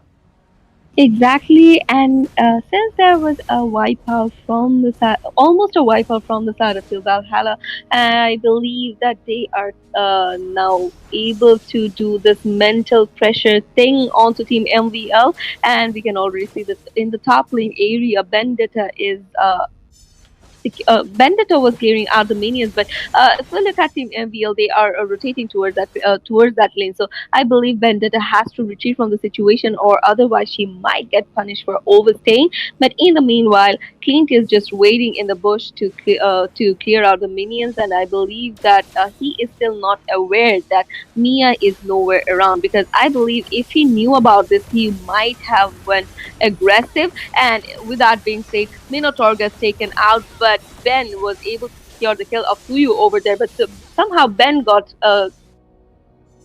being taken care of as well. So many things went off into this particular fight. So 3 players were down from the side of Til Valhalla, and 2 players were down from the side of MVL. So 5 kills in total was secured in this particular fight.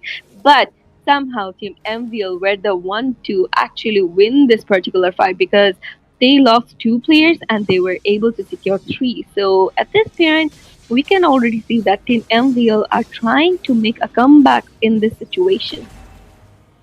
And yes, indeed, they did get the upper hand on that previous team fight. But if you look at that damage coming out from that Clint, almost takes out Mia instantly. But Mia somehow manages to get away from that devastating damage dished out from that Clint. The Lord does spawn up in the bottom hand side of the map. And we do see that although Team Valhalla are in a good position, I'm not sure that if they will just approach this lord yet. Perhaps they will take their sweet time, wait for a few more minutes or so, and then approach it. But you never know. They are in a rush, it does seem like that. And on the bush, we do see that Clint did manage to do some damage, but it was very close to say the least. Darkacha almost getting caught off guard by that Minotaur. And both teams are having a stalemate right now. Every member being very close together, and in this short proximity, we might see a fight break out, Prerna. Exactly, and we can already see the Lord has been reset, and the fight is still there going on. And Khalid tries to initiate something over there, but he wouldn't be able to dish out much of damage as we expected. But the Lord is still there, and no one is actually no one is actually caring about the Lord at this period. But in from the side of Team MVL, they have committed on the Lord already, and we can already see a fight is going on around their Ben used his ultimate onto the players of Til Valhalla. Somehow, Garkacha is being taken care by that Sicilian over there. A lot of things are going on. Double kill secured by that Vendetta, but in the meanwhile, Mia was able to secure another kill. The Lord goes to the side of Til Ooh. Valhalla, triple kill by that Vendetta. So I believe that she might have went in for a maniac over there, and she still has a chance. And a maniac secured by that Benedetta over there, and somehow she was being shut down by that Ben. So Ben had his ultimate ready for this, and if Vendetta had this opportunity, I think she might have went in for the Savage as well. So that could have been the first Savage of this tournament. And yes, indeed, it was a beautiful gameplay coming from that Benedetta, but the overextension getting best of her, and Bane was able to pick her off. But nonetheless, the Lord is going down from the bottom hand side of this map. We do see that although Teal Valhalla were in a position of clear advantage, MVL are slowly creeping back into this game. Perhaps it will still take a bit more time for them, for their heroes to get that damage spike that they really desperately need this moment. That Mia, they have that Sicilian, so they do have those sources of damage, but it's just only a matter of time that these heroes actually put some light into this game. Exactly, and we can see that both the teams are now playing very passive at the situation. No one is yet ready to initiate anything, I believe, and they are just focusing on farming at this period. And if we look at the overall situation, the whole team of Till Valhalla are waiting in that push of mid lane. So I believe they would be rotating towards somewhere at this period because if you look at that Ben over there, he is rotating towards that bottom lane area, so he would be securing the turrets very easily with the help of his ultimate. And we can see that the rotation from the side of MVL went towards that top lane area. And as I was talking about that Ben, he actually went in for securing the turret, but since he did not have that minion pressure along with him, he had to retreat back to the situation where there was a possibility of a team fight breaking out around that mid lane area, but that did not somehow happen. And yeah, they are both of the teams are going back to the passive situation once again. And yes, indeed, it is a back and forth situation that we are seeing right now displayed by both these teams. None are going for that risky initiation because they do know that the position of comfort can slowly slip away from them. And on the other hand, Team MVL, they are slowly creeping back into this game. Their late game heroes are coming to life. And as this Lord spawns on the bottom hand side of this map within 10 seconds, it will be very interesting to see which team actually goes for that first shot, who pulls the trigger first, and it will probably be a very decisive turning point in this game. And we'll have to wait and see how things shape up because right now both these teams, they don't seem interested into getting into a close proximity skirmish. They are waiting for that perfect opportunity, and Novaria gives that vision, but nonetheless, Team MVL secured this lore. Very crucial, perhaps. And we do see that the Minotaur did get caught slightly, did manage to escape nonetheless, but this time around, the Benedetta does not manage to show off her prowess in that field of surprise, that element of surprise not working in her favor this time around. Bane was waiting for her. It is a one for one trade nonetheless. And Bane with the crashing waves does come in with the mid lane, and the T3 turret will go down for the side of Till Valhalla. And there is some sense of urgency now coming on from the side of Team MVL. Exactly, and Mia takes one turret down as well, and we can see in the bottom lane, the area there, the Lord is marching down, but Sicilian is there to help the Lord, but the Lord has dealt a lot of damage already, and he would be taken care by the Catcher over there. So, if we look at the overall situation from the side of Team MVL, they were able to secure six of the turrets with this particular Lord, and before that, it was just one turret from their side. So, we can already see that they are trying to come back into this game. So, let's see how they actually execute the game from here, because we can already see that Till Valhalla are somehow being cornered around their base area because they have the inhibitors left only, and they have lost all the turrets, and the minion pressure is forming up from all the lanes, and this is not looking quite good for them as it was looking in the earlier period of the game. And since we are moving towards that 16 minutes markup, so I believe that Sicilian has his damage already, and that might be devastating for the team till Valhalla. And if we talk about Mia as well, she has a damage as well. So at this period, till Valhalla has to be very, very careful about any initiation that comes around from the side of Team MVO, because one initiation coming in from the side of Khalid, and that might cause trouble to them, because in the back lane there would be Sicilian and there would be Mia. So let's see actually how this act ends. And yes, indeed. And as I was talking about creeping back into the game, if we do get a look of the items from the side of Team MVL, we will be able to find out exactly what they have gone for. And we do see that the marksman from the side of Team MVL, Mia has got her entire build already and set out. Even Sicilian has got his damage items in. Khalid going for those tanky items, perhaps to provide that extra amount of sustainability. Even Minotaur has got his items. So as I said, that they have slowly creeped back up into this game. And even if you look at the goal advantage, they are in ahead from Till Valhalla. So this just shows that even if you are behind on kills, it doesn't matter unless you are not focusing on the objectives. If you do focus on the objectives, you will find yourself back in the game. And Team MVL have done exactly that, as they are now contesting for this Lord. And I don't think Team Till Valhalla will contest for it, and they don't, which is pretty wise, I would say, because they were not in a position to contest for this Lord. But on the other hand, this Lord, already we are in 18 minutes in the game, this Lord will be very crucial for the side of Team MBL. Exactly, and already we can see from the side of MBL they are trying to corner out the players of Till Valhalla into their base, and they are clearing out the minions from their sides, and the Lord would be marching down from the bottom lane area. So Mia is there to clear out the lane for that Lord over there. So with this particular Lord, I believe they would be going in for the inhibitors because Ben is there as well.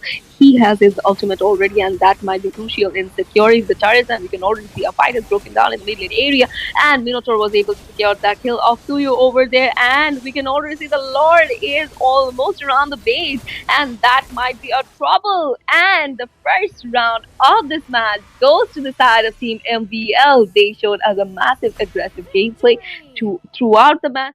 And we would be moving towards that second round after a very short break.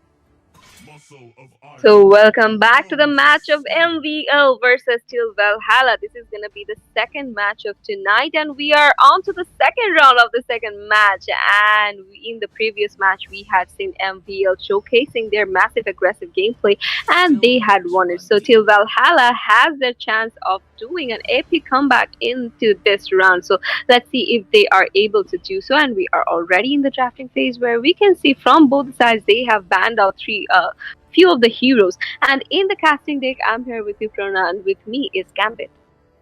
And indeed, Bruno, we did see that Team Valhalla, although they were in a position of comfort, Team MVL proved all of us that it is not how you start the game, it is how you end it. And they did secure game number one. And as we dive into the bans for this match, we do see that from the side of Team MVL, they have gone for that casual ban of Aurora, Zushin, and Garukacha. So they are not going to be taking any chances in that mid lane. And as far as that sustainability that comes from that Garukacha, in reply, we see something different from Team Valhalla. We see they locking down on those assassin and those jungle picks. They have gone for the Suyo, the Ling, and that Alpha. So very different approaches from these teams in this first half of the bans. And we'll now have to wait and see how they actually build a team focusing on these bans. Team MVL did go for that early pick of that Phoveus, a hero which has dominated this entire tournament, being a very favorite pick for all of these teams.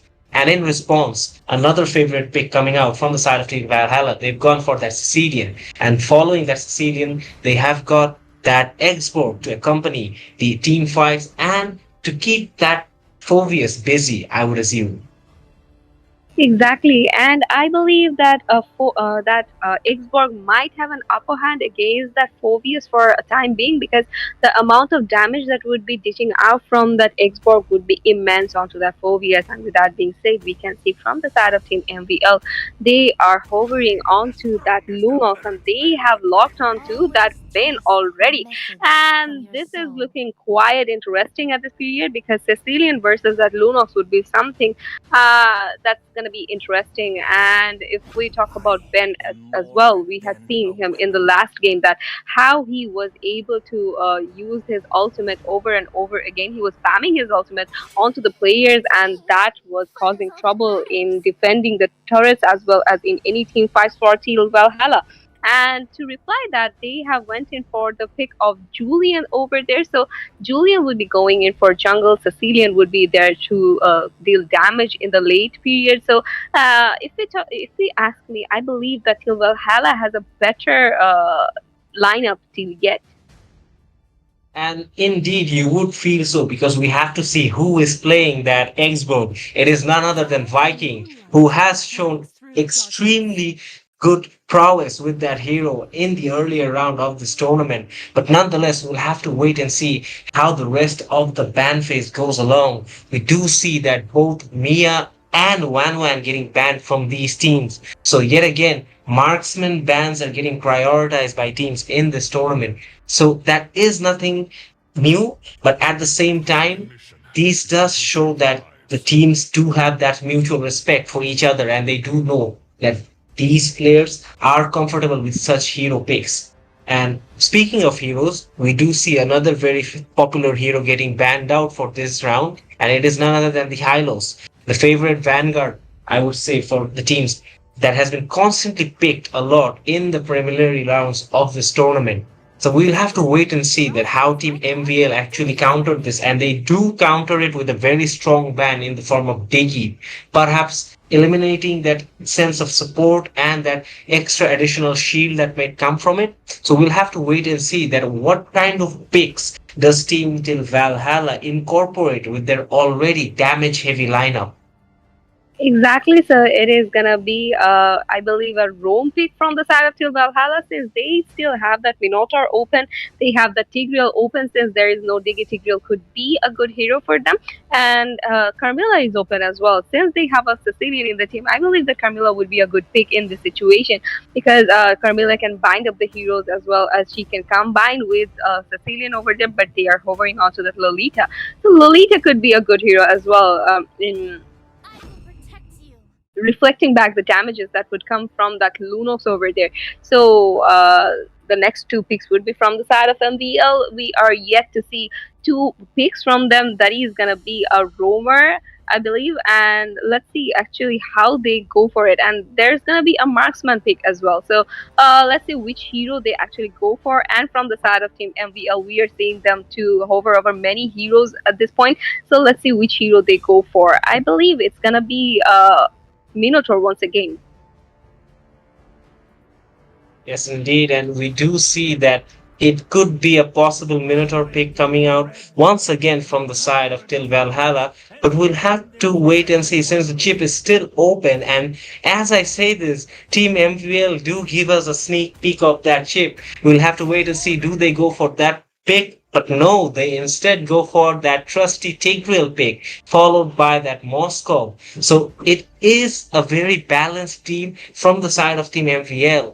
And on the other hand, till Valhalla, who already picked up that Lolita, this will be probably a good support pick for a marksman like that Ixia or that Hanabi. We'll have to wait and find out. Right now, till Valhalla is hovering over that Ixia, which is most likely to be their pick. But it can be something else, but Ixia will give them that upper hand in terms of range and finding out heroes that are hiding in bushes and perhaps trying to escape from those team fights. Exactly, I believe that as well. And yes, with that being said, they have went in for that Aegis, so they have that upper hand in range as well as in as well as that reflecting back the damages that would be thrown at them. And if we talk about Sicilian and Lolita as well, we can already understand that the amount of damage they would be dishing out would be immense. And if we talk about MVL, they have a Tigreal in their team, so that's gonna be a good thing for them as well. Because with the help of that implosion and with the help of Moscow, they might do a combination over there, which might be fatal for Team Till Valhalla. Because whenever that implosion comes in, many players are actually stuck onto that, and that would be something you don't want to face. So, if we talk about the lineups, which team would you give the upper hand? I would like to stick to the lineup provided by Team MVL. It does seem like they have a strong game plan and their heroes are well balanced and well suited to go for those initiations and group team fights. But at the other hand, till Valhalla, they have that severe damage burst potential. So it's going to be interesting to see how these team fights actually shape up. Because given the fact that Team MVL have that Tigreal, it is already an upper hand because as you said that implosion it will be a very devastating input if put properly. Exactly, and we are already in the land of dawn where we can see the players are going towards their respective lanes, and already the junglers have secured one of their creeps. And in the top lane area, we could already see that Phobia's dealt a lot of damage coming out from that Xborg, and the rotation is going towards the mid lane area. So I believe there might be an initiation coming out from that Tigreal, and yes, it did come out from Till Valhalla onto that Tigreal, and things did not look quite crazy over there. Just some aggressive pokings are going on. Since this is a best of three series, Till Valhalla still have a chance to come back, so this is going to be a do or die match for them for now. And for that, Team MVO wouldn't be wanting to give them that opportunity, I believe. And already we can see Moscow is dealing a bit of damage onto that Aegea. But nothing serious is happening, to be honest. And if we look at the gold, it is looking quite promising on the side of Team MVL already. And if we look at the top lane area, Igborg is dealing a massive amount of damage onto that Phobius, and this is not looking quite good for him. And because we can already see that Julian is there as well. So in any moment, Phobius might get cornered out if Team MVL do not actually rotate towards that, and the amount of damage that dished out just from that Julian was huge onto that Lunox. So Lunox would be forced to retreat back, and we can already see the first turtle is here, and we can already see that Ben used his ultimate, and the first blood was secured by him. That is going to be the kill of Xborg over there. So this is going to be a big problem for Teal Valhalla. But in the meanwhile, the first turtle was secured by the Juliet over there, and the fight is still going on. I believe that they might go in for a few other kills, but that won't be the situation for now, and the amount of damage that came out just from that Sicilian was actually the crucial thing for Teal Valhalla, because they were able to sustain and they were able to retreat and they were able to rotate just because of this.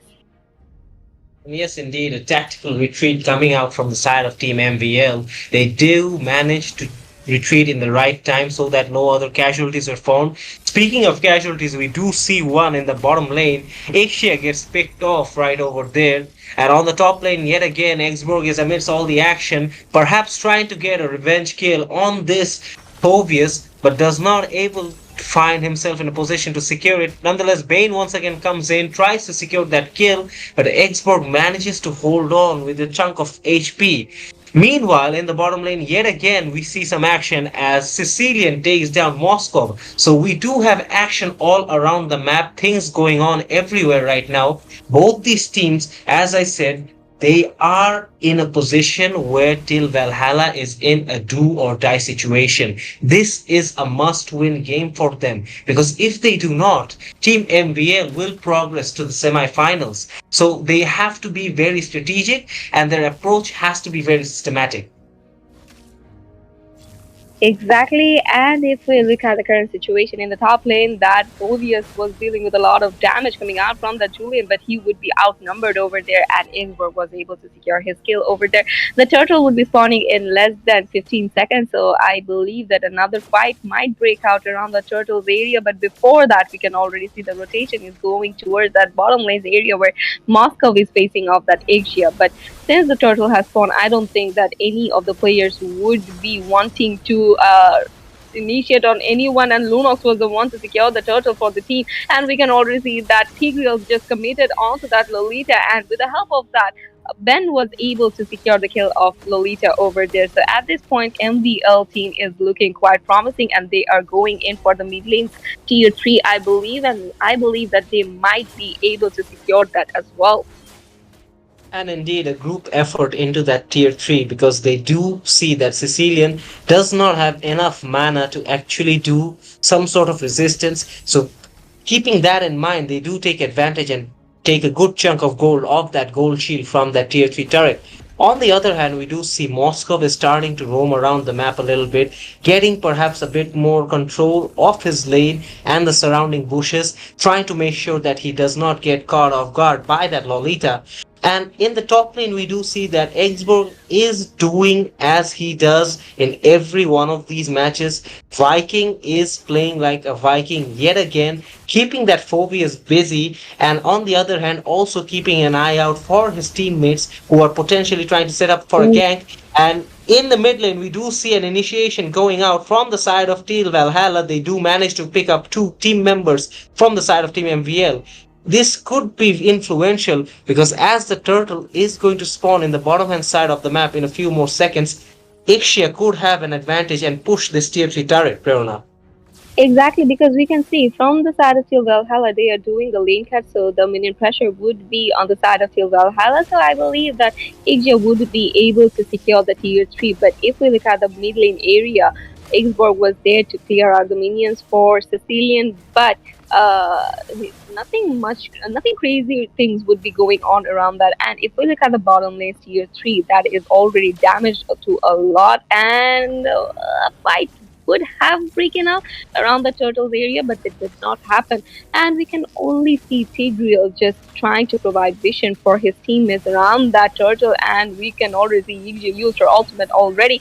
Tigreal being taken care of by that Sicilian over there. Julian was able to secure the turtle. The fight is still going on, and I believe that another kill would be secured from here. On the other hand, Lunox got taken down. Phobius would be taken down as well because he was outnumbered over there. And in the meanwhile, we can already see that the Moscow is already rotating and he is securing the turrets for his teammates. So, on one hand, on one side we can see that they are going in for the objectives, and on the other hand, Moscow is securing the objects. And look at the damage coming in from the side of Julian over there, and he was able to secure another kill in this period. And in the meanwhile, the mid lane tier 3 might get taken out by the Sicilian in any moment, because we can already see that how they are actually going aggressive on the turrets. And indeed, It could be said that perhaps the Tigreal did initiate a bit late in that previous Turtle team fight, costing his team the three important kills, and that eventually allowed Till Valhalla to actually get a snowball effect into this game.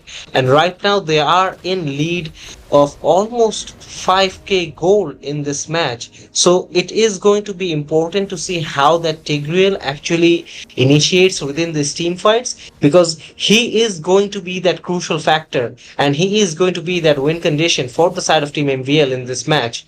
On the other hand, we see that Lolita is actually doing a pretty good job keeping the enemies at bay and also providing vision for his entire team so that Iksha can play a bit more freely and a bit more without the stress of being poked down and punched down by Moscow into a wall or getting ganked up by the enemy team. So that is actually a very good piece of gameplay coming out from Lolita, and we do see an initiation happening in the blue buff area for the side of Team MVL. They do manage to retreat, but I would say a lot of resources were wasted in this small skirmish. So it will be interesting to see how the teams actually form up to take this Lord.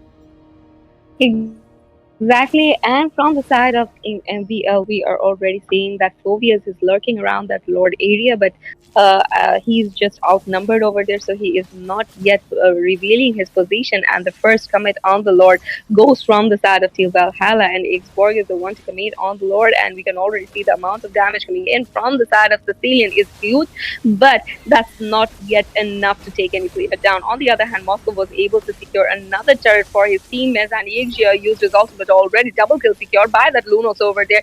Theta gets taken out, and we can see that Ben was being taken down as well. So this is not looking quite good for Teal Valhalla at this point because they lost all three of their players already. But on the other hand, MVL was able to secure the turrets, but uh, four of the players were taken down from their side. So the Lord remains untouched at this period, and Moscow is just waiting for another sneaky attack, I believe. But in the meanwhile, Augsburg was able to secure the TU3, so it would be Augsburg versus that Moscow over there, and Moscow had to retreat from the situation, and nothing crazy has went on after that almost a wipeout from Teal Valhalla.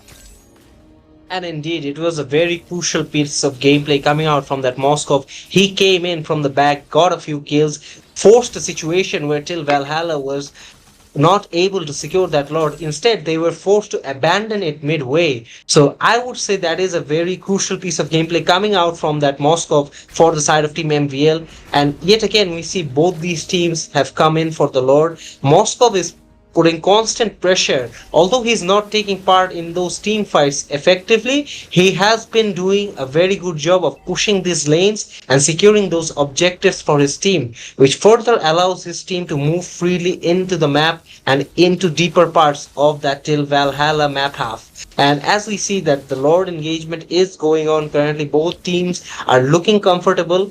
Till Valhalla are still trying to get a position of comfort where they might be able to use that their hammer from Lolita to get a kill or two, or perhaps even get an entire team wipeout. But if you look at the bottom hand of the map, Moskov is still continuously pushing his way around this map. So it just shows you that tactical prowess that he possesses. He has faith in his team that his team will be able to sustain a team fight without him. And even if they were unable to sustain, he can come in from the back like he did before and get a few kills here and there. And yet again, he's trying to do exactly that. Perhaps he will not go in, but he does go in. It is a bit risky this time around, however. He was faced with four members from the side of Till Valhalla, and this time, Moskov does not find himself in a position to secure a kill or let alone secure a position of comfort for his team, and the Lord goes to Team Till Valhalla.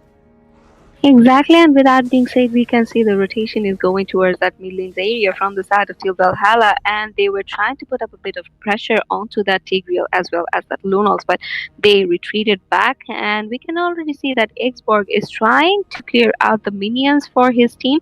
And if we look at the overall map, three of the turrets were being secured from the side of MVL, that is Teal Valhalla, were able to secure 3 turrets. On the other hand, Team MVL secured 4. So at this point, even though they have a better map control, but they are still lagging in team communication, I believe, because in every team fight we are seeing that they are somehow lagging behind in something, and we can already see the Lord is marching towards that mid lane tier 3 and causing a lot of trouble to that turret, and already the amount of damage coming in from the Sicilian is heavy on the players of MVL, and a lot of things are going on. Killing spree secured by that Ixia over there, double kill secured by her, and even though the Lord was being taken care, but they were able to reach to that inhibitor, and it's just two of the players standing from the side of Team Valhalla. So at this point, the minion pressure is on their side. So I believe that they might go in for another kill, and we can already see the lot of damage is coming in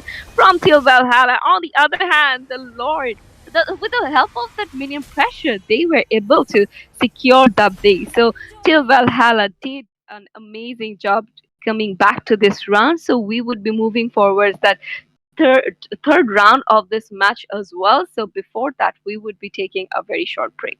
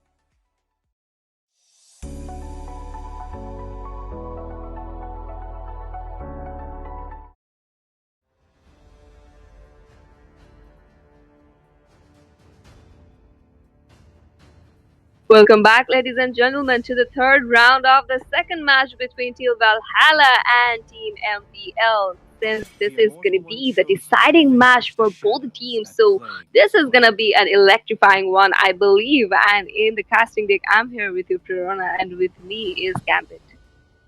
And thank you, Prerna. We have been treated to back best of three matches from these teams who are willing to go forward in this tournament. No one wants to go out at such a stage, and both these teams are showing that drive, showing that commitment, and making sure that we have that third game of each series. Speaking of the third game, we are already in the ban phase for this game. We do see that Till Valhalla have already banned out yet again that Alpha and that Lane early on. And in response, this time Team MVL, they go for that Julian and that Suyo ban. So interesting to see that both these teams have banned out four picks that are viable candidates for that jungle role. Exactly, and since these junglers are proving to be a devastating one for them, so they are not letting the options open. They're not keeping the options open, to be honest. And with that being said, from the side of Teal Valhalla, we are saying that Zushin is getting banned. So I believe they do not want to face off this troublesome hero as well, because she could be a very pretty amazing mage as well as a support for the team. And in any crucial moments, that is, if she is cornered out, she can just run away with the help of the sprint she has. So that is quite annoying for anyone. And from the side of Team MVL, we're seeing that they have focused on banning out the junglers mostly. And this time, this would be the Hayabusa. And from the side of Team Valhalla, they are going in for that Sicilian pick once again. So they are actually focusing onto the late game period. And previously, we had seen that in when Team MVL had the chance to ban out that Mia, they did not waste it. And I guess that they Till Valhalla didn't want to risk the Sicilian at any cost, so they went in for that at first, and they are hovering on to that Louis and that Khalid. So I believe that this is gonna be something we would want to see. And with that being said, they changed it to Paramis, and it is gonna be Khalid in the EXP lane. So I believe that with the help of his Netherrealm, Paramis would be very helpful for them in team fights. Course, and not only due to his Netherlands will he bring that additional amount of sustainability for his team. Don't forget that Faramis is also capable to dish out a lot of damage. So it is a very interesting pick coming out from the side of Team MVL. And as you did mention, that Zushin was the only one who could find herself room in the first six bans, being among five junglers. So that just shows you how much of a priority pick Zushin could be and how dangerous she is for any team.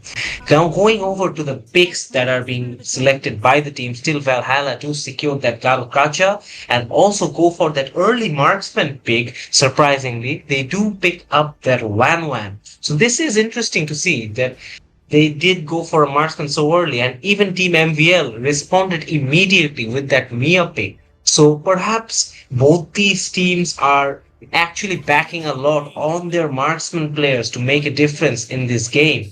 But on the ban side, we do see that Alucard finds himself in that ban for the second half of this ban phase. So that's something new. That is something we don't usually see. So what do you think, Prerna, that could be the reason that they've gone for this Alucard ban at such a stage?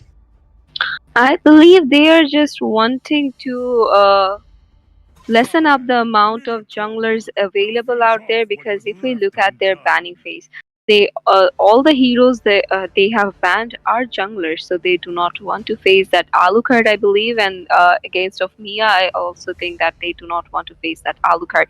And with that being said, from the side of Teal Valhalla, we can see they have banned out that Minotaur already, so they do not want that amount of healing coming out from that tank over there, as well as the minion rage. They do not want to face that, I believe. And the next ban would be from the side of Team MVL, since we do not see any type of um, any type of jungler yet. I believe that MVL might go in for the Bane ban as well, because in the previous match we had seen them banning out this. We had seen them playing the Bane very well, but instead of that, they have went in for the high loss ban, and I don't know if that was a wise decision, because somehow I believe that Garut Kacha might be going in for the room already, so that was quite unnecessary, if you ask me. And indeed, it does seem like Garukacha will be going in the XP lane, but there has been a case of us being proven wrong by these teams who are so much talented into picking such unique compositions that can execute such diverse gameplay. So you never know, Prerna, that what these teams are actually thinking. And to make you feel better, perhaps Steel Valhalla does end up banning that Bane pick. So it does show that these teams do have information about each other. They know each other's strong points and weak points. And at the same time, they want to give themselves that comfort zone as well, so that their composition and their strategies can actually find light in this battlefield. Now, if we move on to the side of Team MVL, they are looking for that Hoofra pick, perhaps. They are hovering over it. This could be very interesting if you ask me, because they already have a Khalid and they already have a Faramis. That Hoofra could give them that vital need of a sustainability figure in those team fights. At the same time, he could be that figure that gives them that disruption style gameplay due to his ultimate, as well as that first skill coming out from those bushes being the slingshot. But then again, Teal Valhalla, they still have their roamer open and they are hovering over that Belleric, which is a very strong roam pick. So if you do look at their picks right now, they do have that Garkacha, they do have that Belleric, so they will be very sustainable. And at the same time, they have that Wan Wan and that Sicilian to burst out damage. And not to forget the Nolan pick as well. So it is a very balanced lineup for the side of Team Valhalla. And as for the last pick from the side of Team MVL, they are hovering over the Lancelot, but I won't be surprised if they do change it in the very last second. We'll have to wait and find out what they are thinking right now. But I don't think the Lancelot will be actually a bad choice in this composition, because they do have the sustainability and they do have the damage from the Faramis and from the Mia. I think the Lancelot will be able to dive in and go to the back ends of the enemy lines, break through the lines, go to the back sides and clear it up. And they do end up securing that Lancelot pick. So this is very tactical lineup composition we've seen from the side of Team MVL. They put a lot of thought about it. And on the side of Team Valhalla, they're going for that strategic approach, offense and defense at the same time. Exactly, I totally agree with you. And if you look at both the teams, they have a quiet, balanced lineup. And if we talk about Teal Valhalla, they have that 1-1 on their side, so they would be able to do a lot of damage in the goal lane area. But we have to remember that from the side of Team MVL, they went in with the Mia as well. So in the later period, Mia would be a devastating one. And as you were talking about Lancelot doing his backdoor situations, that could be a problem for Teal Valhalla as well. So we have to wait to see how these teams actually execute the match, because it solely depends on that, to be honest. Even though the drafting plays a crucial role, but in the land of Dawn, anything can happen. And with that being said, we are already here, and we can see the junglers are basically focused on their jungling, on their creeps, to be honest. And this is just normal things going around here. And if we look at the mid lane over here, Sicilian would be facing off that Feramis. So Sicilian would have that upper hand in clearing out the minions. And if we talk about the gold laners, we can already see that 1-1 was there to clear out the minions earlier. And if we look at the top lane where Kacha would be facing that Khalid, I believe that he doesn't know that Faramis is here. So if he knew about that, he wouldn't be overstaying. And on the other hand, we can see the first blood is coming in. That would be the Mia skill from the side of Sicilian. So till Valhalla started off very well, and this is just only 1 minute. And if we look at the top lane as well, two players are there from the side of Team MVL. So Garrett Kacha is outnumbered over there, but he is sustaining. And yes, Faramis somehow retreated from the situation, and it was just Khalid there, so he was able to sustain in the situation. And if we look at the overall phase, Till Valhalla are leading in gold by 500 to 700 gold at this period. So even though that's not much, but that is a gold lead after all. So if they are able to maintain this, they might start a snowballing that might act up well for them.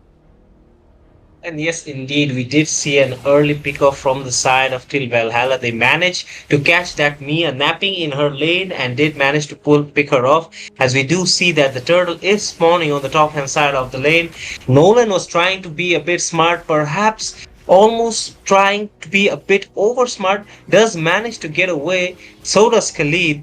It is a bit of a stalemate right now, and it does seem like that Team MVL will initiate with the Lord first, but they do back off. Perhaps they are going to regroup and try again since that initiation did not pay any heed. But nonetheless, Khalid was able to get that pick off of Sicilian, who was caught off guard. Did not expect that flicker to come in from the side of Khalid, and Khalid manages to get a very tactical kill here. Moving back onto the turtle, we do see that yet again that Faramis is proving to be a problem for the side of Team MVL, and once again that Belleric is forced to use his ultimate. Nolan gets that turtle, the objective is secured by Till Valhalla, and they do pick up 2 kills along with it. Exactly, and if we look at the million situation, double kill secured by that Nolan over there. He got the kill of Mia as well, and we can already see that they are trying to get a hold of that Khalid, but Khalid was able to retreat, and because of his skill, he was able to retreat from the situation, but he is retreating back towards his lane where there is Garakacha. So, since he dealt a lot of damage, I don't think that would be a good decision, but somehow Garakacha was not aware of that, I believe, so he retreated and he rotated towards that mid lane area where there is Faramis. So I believe that they would be locking onto that Faramis more, and as well as that Mia, because already we can see a rotation is going towards that bottom lanes area where there is Mia facing off that Wan. So as till now, things are looking quiet on the side of Till Valhalla, because we can already see that they have secured 4 of the kills. They had secured the turtle as well. So we have to wait for the next turtle to spawn, because I don't think that anything crazy would be seen before the turtle. But we can already see that the Nolan is facing off that Khalid, and Khalid was cornered out there, so he was being punished for overstaying in the situation. And this is not looking quite promising for them, but I believe that MVL have something in their mind going on, so I believe they would be able to make a comeback from this cornered out situation. But with that being said, we can see that Kufra was being taken care of by that Nolan in the bottom lanes area, so that leaves Mia alone. So Mia has that chance to get cornered out, so she must retreat from the situation. And in the mid lane area, we can already see that Faramis was trying to pick onto that Sicilian, but Sicilian was able to sustain, and he was being followed up by his teammates. So the next turtle would be spawning. So I believe that another fight might break out in any moment around this turtle area. What do you think? And indeed, it does seem that Till Valhalla have come out a bit more proactive in this game. They are pulling all the triggers, but at the same time, they're not taking unnecessary risks. It's just that they've been able to catch MVL off guard every single time. And it does seem they are a bit slacking. Perhaps it's time to wake up and focus, because they are already 6-1 in terms of the scoreline. And as we do see, once again, Mia is going to be pressurized, but Kufra came in just at the nick of time and does not, however, allow Mia to get that kill, because that Garkacha had that vengeance. The Mia had to stop attacking. because she knew that she would be inflicting damage upon herself. And it is a very crucial gameplay coming out from that gacha. If we move on, we do see that the Nolan and the Sicilian are trying to put in a rotation. The Garushkacha is keeping both Kufra and Mia busy just enough time for his teammates to come in and get those two kills. A very crucial rotation coming in from the side of that Nolan. And on the other hand, Team MVL are making a rotation of their own, but they will get caught up, I believe. And very nearly Khalid gets caught but manages to escape safely. And this is another successful initiation for the side of Til Valhalla. Exactly, and with that being said, Faramis was being taken care by that Sicilian in the mid lane area, and we can see that Khalid is rotating toward his lane already because we can see that minion pressure is building up around his lane, so he is there to follow up that Lancelot. So I believe they would be going in for the tier 3 of the top lane area. But in the meanwhile, if we look at the bottom lane area, we can already see the rotation is coming from the side of Til Valhalla towards that Mia and Kufra, but somehow Gacha was able to retreat in the situation. Lancelot used his ultimate already, but that was not fruitful. One was able to take him down, and already we can see Khalid is being forced to retreat back. And with that being said, the turtle has spawned already. So I believe this would be another uncontested turtle for the side of Til Valhalla because we are not seeing the jungler anywhere around because he has not reincarnated yet. And yes, Nolan gets the turtle once again. So as they are securing all the objectives without any contest, I believe Til Valhalla might have an upper hand in every team fights and in pushing turrets as well because they have the resources in their favor. They have the good amount of rotation from their side as well. So yeah, for making a comeback, I believe that Team MVL has to prefer a better team rotation. What do you think? And indeed, it does seem that Phil Valhalla are getting things very easily right now. They are managing to get those pickoffs, and yet Ooh. again, that Kufra and Mia being diverted and distracted by that Garukacha, losing focus of the map, I believe. And yet again, Nolan, with that similar sort of rotation, manages to pick them off. I think it's just a matter of being attentive to the map.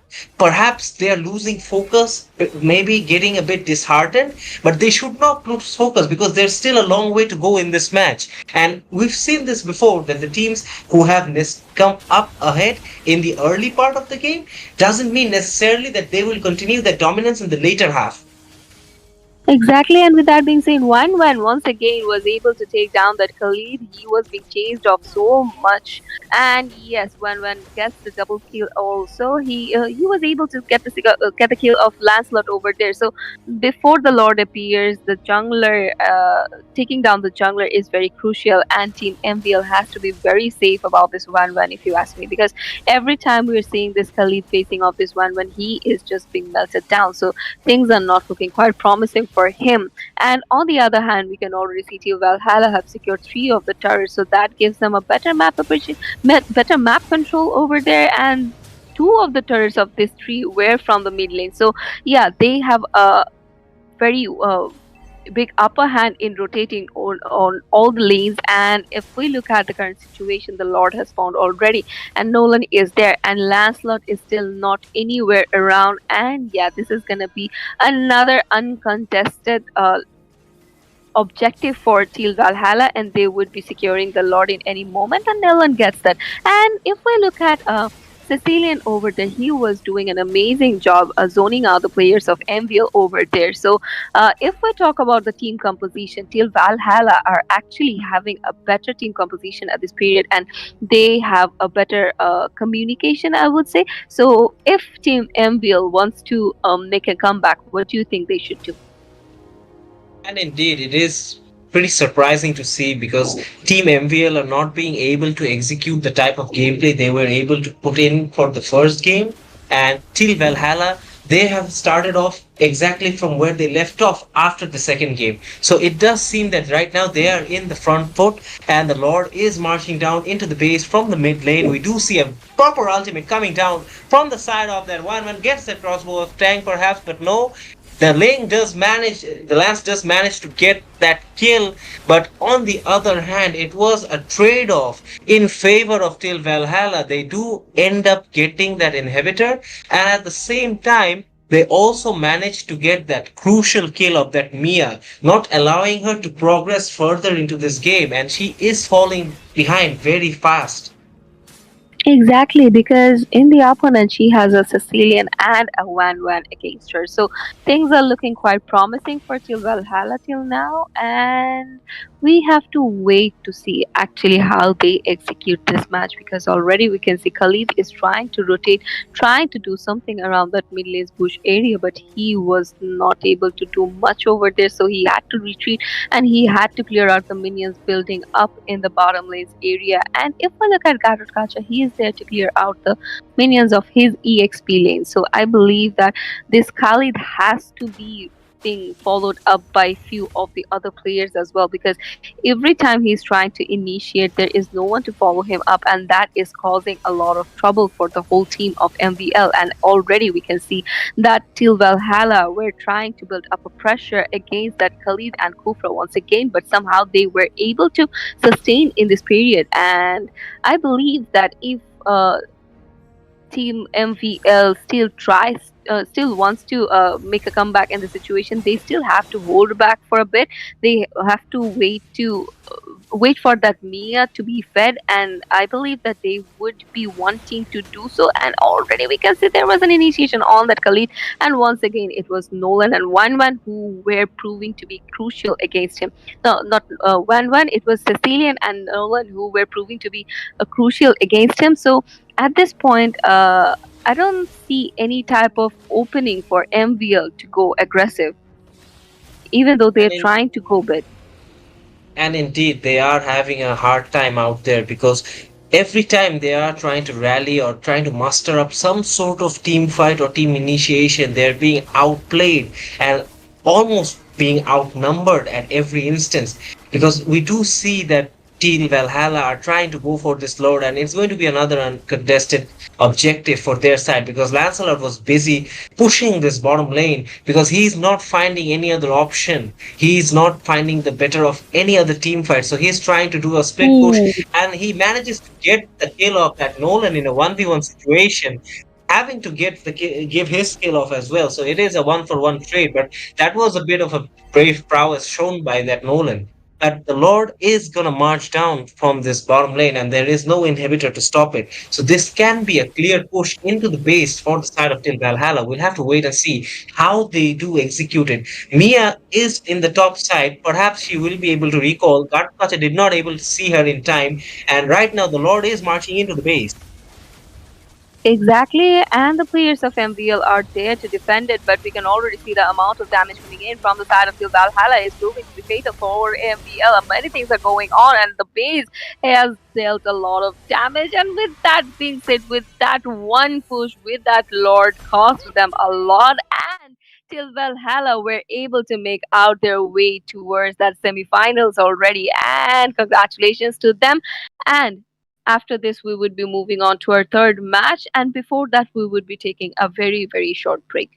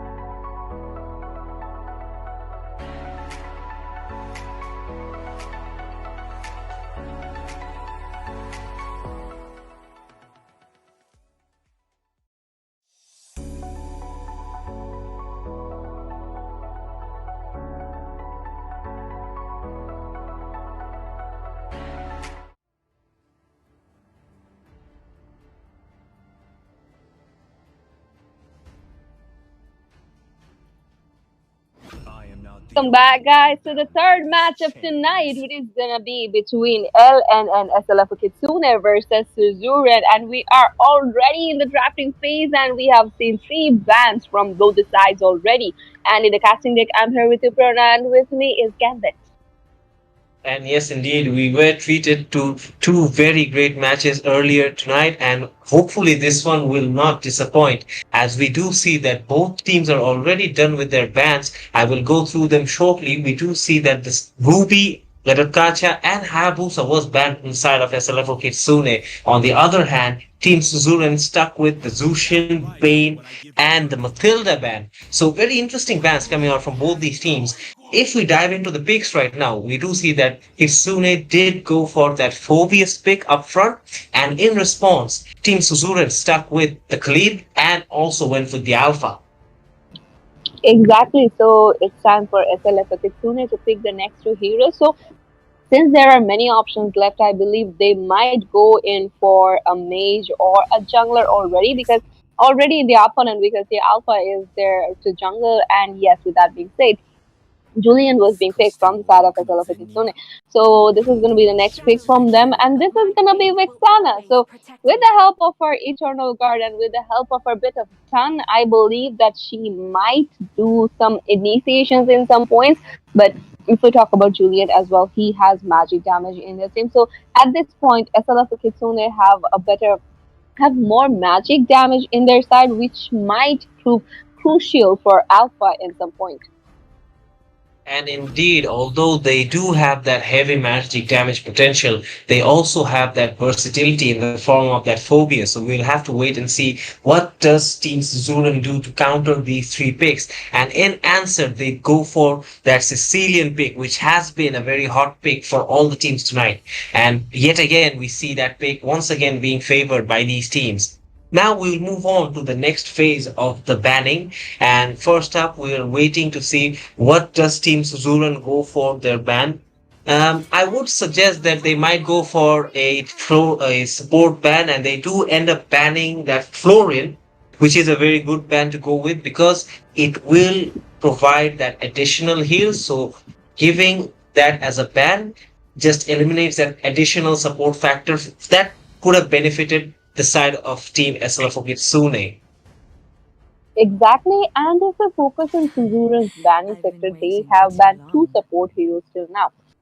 That is one the Matilda and the other one is Florid. So they do know that SLF Kitsune might go in for some uh, support oriented pick over there. And with that being said, we can see from the side of SLF Kitsune, they have banned out that carry already. So carry could be a devastating hero against any tanky hero. So yeah, they did not want to risk it out for carry, and the last ban would be coming in from the side of Suzuran. Since there is no marksman pick yet from the side of Kitsune, I believe they might go in for a marksman oriented ban over here. What do you think? And indeed, they do have a tendency to pick up that Harriet and even that Ixia. So perhaps Suzuran will go for one of those two picks. We'll have to wait and find out. Instead, they do ban out that Tigreal. So yet again, banning another roam option for the side of SLF Kitsune. Perhaps Suzuran are not trying to take any chances because they do know that the Vexana will always be a constant threat for them, and they do not want a supportive tank or a supportive figure helping that Vexana along with her in rotations and in those team fights. And we'll have to wait and find out that what does Team SLFO have to say about this, and they do go with that chip ban, which is a very crucial hero because we have seen teams implementing and utilizing this hero in many different ways. So very fair and respectable bans coming out from both of these teams. Exactly, and if chip was kept open, I believe Suzuran might have went for it, and along with the shortcut, Alpha could have done a devastating amount of damage to the opponent. And with that being said, from the side of Suzuran, we're saying that Nathan is being picked. So in the marksman area, Nathan would be dealing with a lot of damage from the early period to the late game. So that is going to be something Kitsune would have to deal with a lot of thinkings, I believe, because to face off that Nathan, I don't know which marksman they should go in for the combination they have till yet, but I believe that if they went in for something that covered the range, would be a good one. And with that being said, we can see that Leslie is being hovered over there, and as well as Minotaur. So even though they banned out the support heroes, even though they banned out Tigreal, they kept that Minotaur open. And I was thinking that yeah, Minotaur could be a tank and support, and yes, they go for it. And if we talk about Leslie pick, that can lock onto one hero at a time. So do you think Leslie was a good pick over here?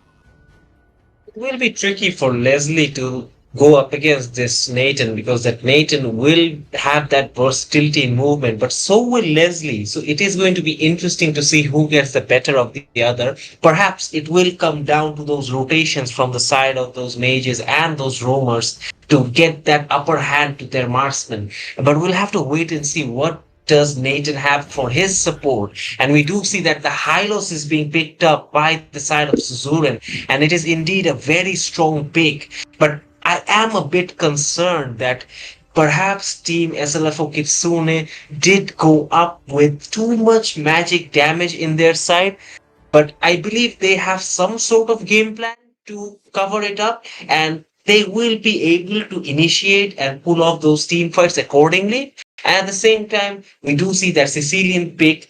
It has been consistent all throughout tonight, and yet again, it is going to be that starlight figure in the side for Team Suzuran. Exactly, and along with that, they have that alpha as well. So I believe that Sicilian, with the help of that alpha, could do something over there. And since they have a Hylos in their team, I believe this is going to be very easier for them in rotation or in any team fight because Minotaur, even though Minotaur would be providing a lot of heal to his teammates, but I believe Hylos, with the help of his ultimate, can be crucial hero for the opponent because with his ultimate he would be able to slow out the players of opponent as well as his teammates will gain the mobility and the amount of tankiness he has, and that could be a problem for any hero to get him down. And we are already in the land of dawn. We can see the junglers are busy securing their minions, and if we look at the bottom side, we can see that And indeed, we Sicilian do over see there. that these teams are doing their regular rotations, perhaps a bit of a initiation here and there, but nothing out of the ordinary. And the junglers are also busy with their buffs. Now, approaching that little wanderer, we do see the Hylos and that Sicilian guarding that position. So perhaps their opponent won't be able to secure that, but then again, have to wait in for that alpha to come up. And we do see that Havertz managed to go up that upper lane, giving that additional vision for that Nathan so that he won't be making any such movement that will initiate a gank from the opponent. And it is looking like the opponent is going to try for a rotation on the upper lane, but that presence that Hylos provides, that vanguard, that is the key factor that really disheartens a team that no, we should not go with this approach. And it is the same case here that we can see. Moving onwards to the mid lane, we do Tana has returned to position and yet again is now going to that goal lane assist Leslie her rotation against the Nathan. But on the bottom side of the map, as the turtle is spawning in, we do see a short conflict between the two teams, just letting each other know that we are still here. We haven't forgotten about the objective. So it is going to be interesting to see, Prerna, then which team actually comes up front in this first objective. Exactly, and from the side of Kitsune, we are already seeing that they have committed on the turtle, but Alpha is there. So let's see if anything different happens. And yes, Alpha was able to steal the turtle from the side of Kitsune, and the first but goes to Khalid. Double kill secured by the Khalid. So Suzuran started off very amazingly in this particular round, and they are still trying to chase off that Xavier. So, Julian, my bad, they were still trying to chase off that Julian, but Julian was able to retreat and escape from this cornered out situation. But if we look at Alpha, he was able to steal the orange buff off that Kitsune side. So things would be looking quite progressive for him for time being. And if we look at the overall situation in the top lane area, Hylas is there to follow up that Nathan, and Minotaur is constantly there backing up that Lazily over there. So I believe that these two marksmen would try to initiate in any moment in the team fights more. And if we look at the overall map, the goal lead is in the side of Suzuran already, and things are looking quite passive. So we would have to wait for another initiation, maybe from that Hylos over there, or it could be the Khalid. And indeed, it does seem like that Team Kitsune did have a plan about going into the lane of that marksman and providing them assistance, but that Hylos is making life difficult for SLF or Kitsune. So far, it has done a very fantastic job of being a vanguard. And as we see that we're almost approaching the early stages of this game. So far, there are no casualties in the gold lanes from either of these teams. So it has been pretty balanced and pretty disciplined so far, Prerna. Exactly, and we can already see the rotation is going towards that mid-lane area. So I believe Team Suzuran would be initiating in any moment, and we could already see that they were trying to initiate on that Vixana, but Vixana was able to sustain in that period. But if we look at the top lane area, Nathan has been taken down by the Julian, Leslie is taken out by Alpha over there. So that was a one-for-one trade over there, and the turtle would be spawning here. So I believe that losing your jungler was not that of a good decision from that fight. And I already Alpha was able to secure the next second turtle as well. The fight is still going on. Julian is being taken down, and the fight is still there where we can see that Alpha is trying to put up damage onto the Phobius, and he was able to take him down. Khalid was able to take him down with the help of that Alpha over there. They're still trying to chase that Minotaur off, but Minotaur somehow was able to sustain, and he is taking position underneath the turret. But on the other hand, Nathan overdived there, and he took a lot of damage from that turret as well as that laser, so he was punished for his overstaying in that period. And it does seem that Nathan perhaps either overstayed there or perhaps it might could have been technical difficulty on his end. We are not quite sure, but he did end up dying to that turret damage, and Leslie did get that kill for free. But nonetheless, we do see that in the bottom lane there is a preparation for a fight, but the Khalid was able to spot it out and was able to get back to safety, not making any false movements to give an advantage to the opposing team. While as Alpha is also making a move into the bottom lane. But Julian was able to avoid contact, and yet again, both teams are now dispatching, perhaps making their way for that turtle that is going to spawn up in the upper hand side of the map. Exactly, and we would have to wait for another initiation, maybe from Hylos this time, or could be the Alpha as well. And already we can see that Hylos used his skills to initiate, but Vixana would be the one to take him down. On the other hand, the amount of damage coming in from the Sicilian is immense, and with the help of it, Alpha was able to secure the kill of Minotaur over there. But if we look at Julian at this period, Julian was dealing a lot of damage onto the Nathan and was able to take him down with his skills. And already we can see the turtle has spawned. And from the side of SLF for Kitsune, they are trying to zone out the turtle over there. Alpha, on the other hand, has dealt a lot of damage already. So I believe he won't be competing. But with the perfect retribution, he was able to secure the turtle. But Khalid was being taken down by Julian. Julian is being taken down as well. And kill is being secured by that Alpha over here. So they secured the turtle, they secured the kill. So double kill for Alpha over this time. Glorious path used by that Hylos over there. So four men are down from the side of SLF Kitsune. So things are not looking quite promising from them since they have lost four of the players from four lanes. So I believe that Suzuran would be taking the advantage of this, and they would be going in for the mid lane tier 3, which would give them a better map control at this period. And indeed, it does open up the map for Team Liquid. They are going to try to use this to their advantage as they are already got a decent amount of a gold advantage compared to SLFO Kitsune. And if we go through the items, we do see that even though Julian and Vixana do have their items in, it is coming down to that Sicilian who has also got that item in, that glowing one. And we do see that even Alpha has got it. So it is to that fact that when it comes to that head-to-head damage output, Team Suzuran, due to having that gold advantage, is gonna get that upper hand in those team fights. Exactly, and Sicilian went in for the Sky Piercer as well, so that would be advantage for him because he would be able to finish off very easily. And already we can see in the top lane area, Khalid was there to build up a pressure onto the Phobius, and he is moving towards that mid lane area where they are trying to plan. They are planning to corner out a player.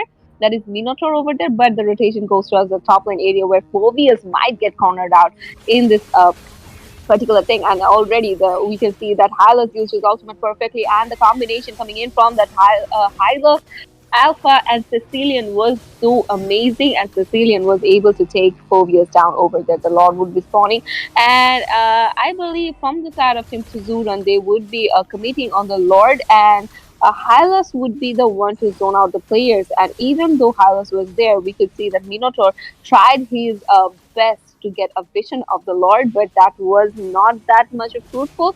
And Alpha was able to secure the Lord very easily without any type of contest. And if we look at the bottom lane at this point, Lazy is there to face off the Nathan, and Nathan is a level ahead of her, so that gives him an upper hand in 1v1 situations in few circumstances. So let's see if, with the help of this Lord, they are able to secure the tier 2s or not. And indeed, it is going to be the case that we'll have to wait and find out. But the Lord is marching down from the mid lane to this tier 2 turret. And on the other hand, that Hylos is trying its best to keep Julian busy and also make a way for his team to move in and get into a team fight. It is going to be very crucial to see how this Hylos does end up helping his team because of that Minotaur being there. It is going to be difficult for Team Suzuran to get a clean team fight while he has that ultimate. And right now we Exactly. do see a conflict going on the upper lane right next to the turret, but Phobius manages to get one kill, but instead it is going to be a dish out of kills for the side of Team Suzuran as they manage to take out three members from the side of SLFO Kitsune.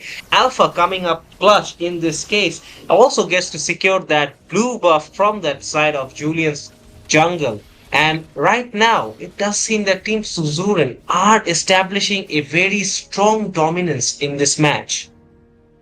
Exactly, and we are seeing this Khalid hovering around the area of bottom lane where he is taunting the players of SLF Kitsune a bit, but he might has to retreat from this situation because he might be cornered out in any moment. But he is still keeping his taunting period on because he knows his teammate might be there, because already we can see Nathan Sicilian are actually rotating towards that inhibitor side, and also the minion pressure is on their side as well. So if we look at the current situation, Suzuran is leading with 8k gold and they have secured 6 of the turrets already, so things are looking quite cornered for Kitsune. So what do you think, Gambit? What should Kitsune do to make a comeback from this circumstance? Right now, it does seem that out of coffee is indeed out of coffee. He needs to wake up and make some more involvement in those team fights because without him being in there for SLFO Kitsune, his teammates are having a very hard time. So he needs to make his impressions felt. He needs to make an influence. And without him, and since he is actually struggling, even Team Suzuran is taking advantage of this because if you look at Phobius' KDA, it's already 1 5 and 2. And Team Suzuran knows this very well that without that front lane vanguard, if Minotaur is not in position, Team Kitsune won't be able to withstand in a prolonged team fight. Exactly, I totally agree with you. And with that being said, the second Lord is here, and from the side of Team Suzuran, they have already committed on the Lord, and no competition is there anywhere around. And Alpha was able to get the Lord without even any contest over there. So we can already see that SLF Kitsune are trying to play very, very safe at this point. They are not even trying to overcommit in any place, they are not even trying to commit at any place. And we could already see that it was a Sicilian who was able to steal that orange buff from that Julian. So at this point, Julian is constantly losing his buffs to the enemy, and that is causing him a lot of trouble. The Lord is marching from the mid lane area, so I believe with the help of this Lord, Team Suzuran might just go in for inhibitor as well as the base in any moment, because look at the sync of the minion pressure in all the lanes, and that is looking quite promising for them. And Hylos used his ultimate already. The Lord is there, the inhibitor is being taken care, and already Minotaur is being taken down. And we can already see that they are trying to lock the base. The Lord is trying to lock the base, and many things are going on. And two players are down from the side of Team Suzuran. And with that being said, we could already see that the Lord was there to lock base, and they have won the first round of this first match. So congratulations to Team Suzuran. And with that being said, we would be right back after this very short break onto the second round.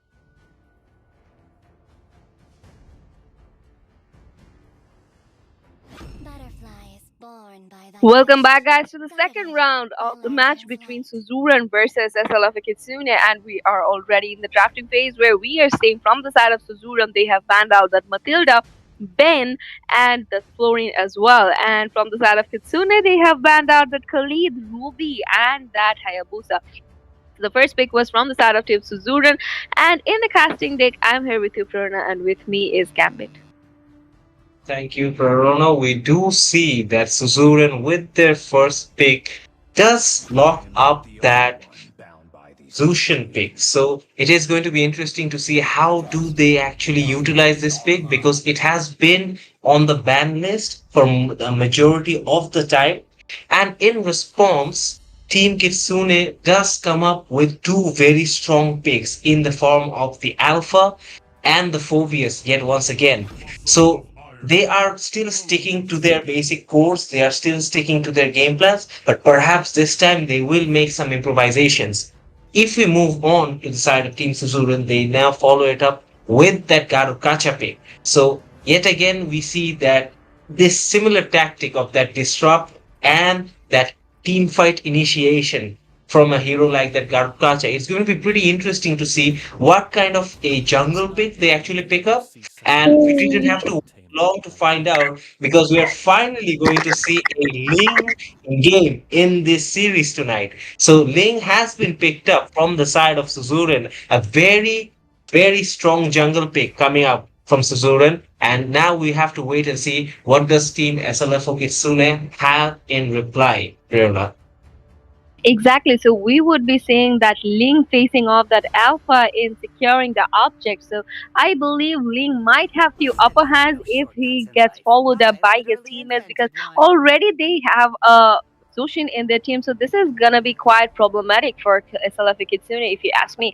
And since there is a Garrett Kacha as well, so with the use of his avatar of Guardian, he might just initiate something, and let's see actually how SLF Kitsune face that. And if we talk about their lineup till now, Phobius is there. There is a chip as well, so there would be a lot of shortcuts coming in. And with the help of the shortcuts, I believe that Alpha and Phobius would be able to rotate towards the lanes and make some gank initiations in any moment. So that would be a treat to the eyes, if you ask me. And if we look at the current ban situation, they have banned out that Angela. So I believe both the teams have something against this support heroes because three of them devastating support heroes are in the banning section. And if we look at Team Suzurum, they have banned out that Aurora, and I believe they do not want to face any type of CC yet.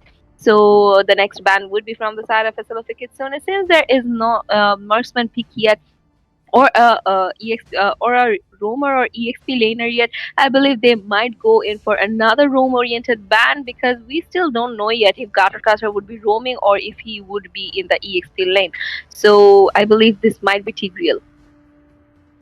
Yes, indeed, there is a chance for Team Kitsune to go for another rogue ban.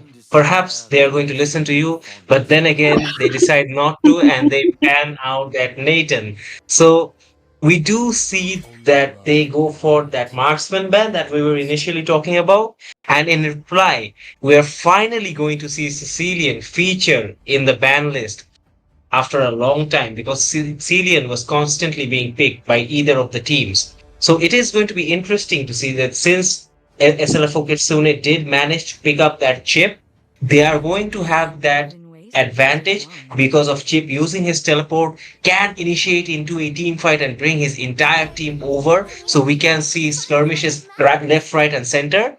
But right now we are seeing that the carry was picked up from the side of SLF Kitsune. So that is a tank mentor at its own right. So perhaps it is an answer for that Gacha pick, but we'll have to wait and see how carry is utilized. Whereas we do see Harith and Carmilla, both very strong and versatile heroes getting picked up from the side of Zurek. So this will be very interesting to see how these team fights shape up for the side of Team Suzuran, Prerna. Exactly, because they have a Carmilla in their team, they have a Kacha, so these two are very tanky. And if we talk about the damage dealers, there is Zushin, there is Ling, and there would be Harith. So that team leads quite balanced at this position. And if we talk about Harith in the marksman lane, that would be a devastating one because the amount of burst damage that would be coming in from this marksman would be huge. So that might cause trouble to the players of SLF Kitsune because if we look at their side, there is a carry. So in the late game, carry would be a problem for Carmilla and Gatotkacha. But if we talk about the earlier period of the game, Harith might have that upper hand. But if we talk about the last pick from the side of Kitsune, it was Vexana. So I believe they have some combo going around in their head with the help of that Vixana and the other teammates they have. And if we talk about Phobius over there, in the previous match we had seen that this Phobius was not able to do much, but I believe that this time they might utilize that Phobius in a better way. And if we talk about the lineups, which team would you give upper hand to? Well, there was an instance in the very ending of that ban phase that Team Kitsune were showing that Nana, and I'm a pretty disappointed that they did not pick that Nana because Nana is one of my favorite heroes. So for that reason only, I will be favoring Team Suzuran's draft. But all jokes aside, both teams did go for very balanced drafts, and it is going to be very crucial to see how they actually initiate in these team fights because there are a lot of ways that they can be countered, especially this Ling. A lot of eyes are going to be on this Ling and how he executes those flared flying movements throughout this map and his initiations in general. And on the other hand, Chip is going to be heavily targeted from the side of Suzuran. So he has to be able to make those right initiations at the right times, getting the locks on those heroes and being able to go in and go out. Exactly, and if we look at the top lane situation, Harry might get cornered out, and we can already see he being getting outnumbered over there. But somehow he was able to sustain and he was able to retreat just because of the mobility he has. And we can already see in the bottom lane area, Gatakacha is facing off that Phobius, and both are taunting each other, and it's just some aggressive poking coming in from both the EXP laners, and things are not looking quite crazy around that lane. But if we take a look at the top lane area, there might be another initiation onto that Harith or onto that Carmilla in any moment because we can see from the side of SLF Kitsune they are trying to make a setup where they can corner out one or two heroes, and we can already see that Chip was trying to put up a bit of damage onto that Carmilla, but she is being so tanky, so I don't think that would be a good decision. And the turtle would be spawning in less than 15 seconds. So let's see if any type of fight breaks out around that area. And we can already see that Zushin is trying to initiate, but it actually is looking very bad for SLF Kitsune at this period because Ling used his ultimate already, and with that being said, the first blood was being secured by the Phobius over there. Ling was being taken down. The fight is still going on as Zushin has slain that Alpha over there. So both the teams have lost their junglers in this particular fight. And indeed, that was what I was talking about, that all eyes are going to be Ling and how he does that flying. And instead of flying around, he was smashed directly to the ground from that Phobius. Phobius getting the better of Ling in that time around, but we'll have to wait and see how things shape up. But it is going to be an early advantage for the side of Team Suzuran since they are competing for this Lord without any contest. So we'll have to keep an eye on that. But on the other hand, in the top lane, Carry was almost taken out by Harith, but manages to somehow escape with a spare amount of HP. So things are happening all out throughout the map, and we'll have to keep an eye, especially that which team manages to get that early breakthrough. Right now, it does seem like Team Suzuran has that slight advantage, but do not count out Team SLFO Kitsune because they can come back very strongly in this game. Exactly, I would totally agree with you. And there is a possibility of a fight breaking out in any moment in the top lane area because we can already see that Carrie is trying to put up a bit of pressure around that gold crab, but I don't think she would be able to secure that for now. And if we look at the mid lane area, that Kacha was there just clear out the minions for that for that Zushin over there. And if we look at the bottom lane area as well, Garukasha quickly had to retreat back to his lane and clear out his lane's minions. And if we look at Phobius, he is trying to set up a gank initiation position for that Garukasha, but Garukasha somehow was able to sense that there might be something fishy going around, and things are looking quite passive at this point. But if we look at the goal difference, so Zuran is leading in almost 1.3 gold, and they had secured the first turtle, I believe. So things might work out for them in this period. But if we look at the top lanes area, Zushin has initiated and was able to secure the kill of Carry and Chip as well. We can already see that other players are here as well. The skirmish situation is going on, and Alpha was being taken care by that Carmilla over there. Phobius is still trying to put up a bit of damage onto that Harriet, but he would be taken down by him because he was outnumbered over there. The amount of damage coming in from that Harith and that Sushin was just something he was not able to sustain against. And the second turtle is here, and already we can see Ling is commenting on the turtle, and I believe there would be no contest around this turtle. And indeed, we did see that Phobius was trying to play basketball with that Harriet, but did not manage to do so. He was able to be taken down quite easily, and yet again, another objective that goes uncontested for the side of Team Suzurin.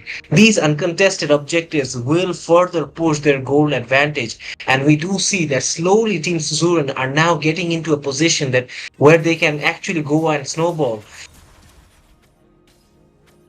Exactly, and if we look at the current situation, Alpha is trying to initiate onto that Termila, dealt a lot of damage, and on the other hand, Carry was being taken care by that Harith over there, and Phobius is trying to jump onto that Gatukacha over and over again, and Gatukacha is dealing with a lot of trouble with that Phobius, but he was able to sustain somehow and would be able to retreat as well. And the rotation is going towards that bottom lane, I believe, from the side of SLF Kitsune, because if someone followed up Phobius over there, I believe Garrett Kacha might get. They could have able to get the kill of Garrett Kacha over there, and yes. Alpha is there and Chip is there as well to rotate, so I believe they might want to corner out that Kacha in any moment. And it does seem like that Team Kitsune does have their eyes on that Garukacha. And meanwhile, on the top hand side, there's also another 4 versus 1 gang going. So both teams are actually using that same tactics. But I think Garukacha will be able to survive this one because of his high sustainability. I don't know if the same can be said for Carry. We'll have to wait and find out. In the meantime, we do see Ling is now repositioning himself because he's not wanting to waste too much time. And that is actually a good notion. Being a jungler, you do not want to stay in one place for a long time because you constantly have to keep yourself on the go, taking down those creeps so that you can be on a gold advantage compared to the opponent team's jungler as well. And right now we do see that the turtle is spawning in the lower end of the map. And once again, Phobius is trying to have a head-to-head clash with this Garukacha, but I'm not sure if it's going to be effective at any cost since that Garukacha is so sustainable and so tanky. Exactly, and we can already see how Zushin is trying to locate if any player is around anywhere. And with that being said, another uncontested turtle for Ling over there. But if you look at the top lane, they wouldn't be able to defend that turret of that top lane of the third tier, the tier 3 turret of the top lane. Sorry for fumbling, and we can already see that with that thing said, we can already see the rotation is going toward the top lane area once again, because they just because Suzuran lost this turret, I don't think they would be letting the SLFO team go easily with this, and I believe they would be going in for the tier 3 as well, because we can already see that Carry is alone there, and just now Chief has chipped in, but since Zushin is there, since Ling is there as well, I believe they might just corner out Carry in any moment. I do feel like it is being a stalemate for both teams right now because both of them are actually trying to do the same thing and both of them are actually finding no success in it because they do know how to defend in such scenarios. I would prefer a bit more of involvement from that Vixana because if you compare her rotation with Zushin, Zushin is always on the move, getting into a place of comfort and helping her team in a fight or in a possible fight. Whereas Vexana is just taking a bit too much time to get herself into those positions. And that can be the difference in between a successful and an unsuccessful in the upcoming moments of this match. See that she was forced Flicker to get away, but then gets caught by this Dude might get caught and indeed is caught at Ling, but Alpha did manage to secure one kill. Vexana finally gets a piece of the action, gets a kill. Ling secures the double on that Alpha, and all hell is breaking loose right now in that mid lane. Harith is trying to get that kill of that Phobius, might be successful, but I don't think, but yes, he does. But it was a bit of an overextension from his part as well. He should have backed out in exchange he gave away his skill as well, so it is a trade. And in this moment it does look like team Suzuran, although did they manage to get an early advantage with that team fight, SLF or Kitsune are right back into this. Exactly, but the Lord is there, and we can already see from the side of Suzuran they are already committing on the Lord. But Chip is there to block this whole commitment thing on them, and we can already see that they have committed onto that Carmilla. Carmilla is taken care, and already Ling was able to secure the Lord from the skirmish, and Vixana was being taken down by him as well. So another kill secured by the Zushin over there, double kill for that Ling, and I believe they might just corner out that obvious in any moment, but that eternal guard was causing problems to them. But that thing vanished as well. So it is going to be 4 men down from them. So I believe they would be going in for the tier 2 as well, where Carry is trying to defend that thing, but Sushin is there to actually put up damage onto that Carry. But and look at the damage coming in from that Zushin, and Carrie was not able to sustain much, so she was forced to retreat back. The Lord would be marching down from the mid lane area, so I believe they would be losing this tier 2 in any moment, because already we can see Harris is following up the Lord over there, and with a very very low HP, the tier 2 is still there. But on the other hand, top lane's tier 2 is getting a lot of damage, and Zushin and Ling was able to secure the tier 2 of the bottom lane's area. And yes, indeed, we do see even Ling manages to swoop in and get that tier 2 in the mid lane. So all the tier 2s have been obliterated by the side of Team Suzuran. I would say it has been a successful push from their side, getting that lord. And in the meanwhile, Team Kitsune, something does look missing. Their draft, perhaps they are not being able to execute the game plan they had in mind.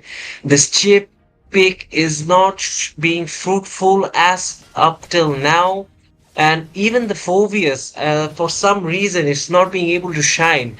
Perhaps it's been an issue of miscommunication with that chip, or perhaps it's just the Phobius getting picked up early by that Ling, and due to that, even the Vexana is not being able to get in these team fights properly. If we do go through the builds, we do see that Ling, Harith, and even Zushin, they're almost at their full builds. So that will explain why they're dishing out so much damage. But on the other hand, Team Kitsune are not being able to sustain this severe amount of damage output, and they're having to suffer for this reason.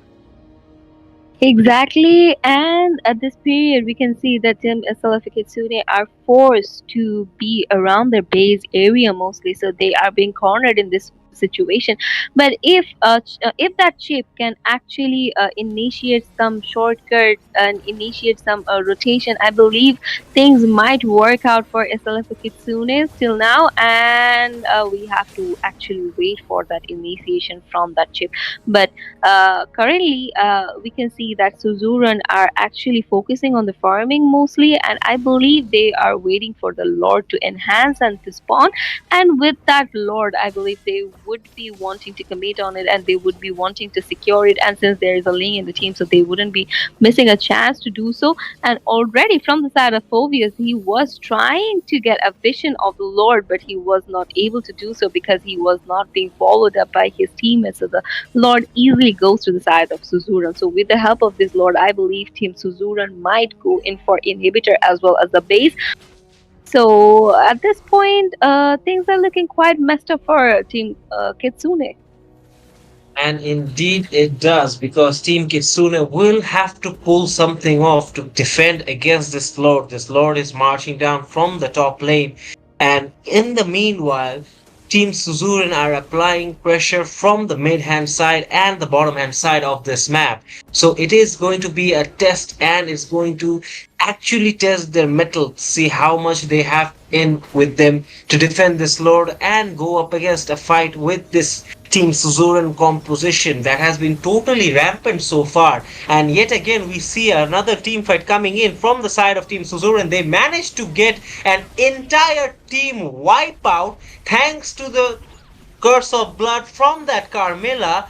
And just like that, this is going to be game number 2 for Team Suzuran, it seems. And the minions are taking down the base, and they're having their moment of fun, but perhaps they're overextending. But no, they're still having their moment. They're making their presence felt, they're showing their excellence in the field. And just like that, Team Suzuran marches on to the semi-finals of this tournament. Exactly, and congratulations to them. And the score was 2-0, and the winner is Team Suzuran. So congratulations to them. And Team Kitsune actually put up a great fight against them as well. So better luck next time. And with that being said, we would be moving forward to our fourth match of tonight. That is gonna be the last match of tonight as well. So before that, we would be taking a very short break.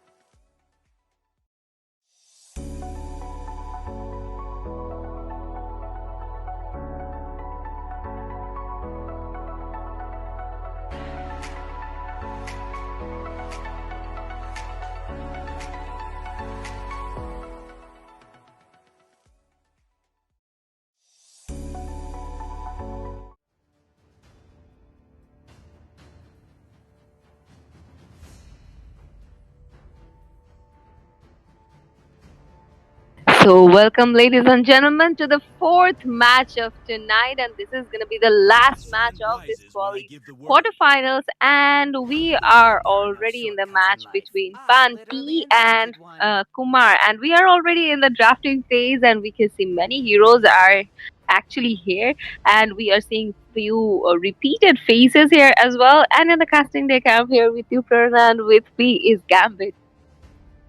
And indeed, this is the final match for tonight, and we've been treated to so many good matches, and hopefully, this will be another one.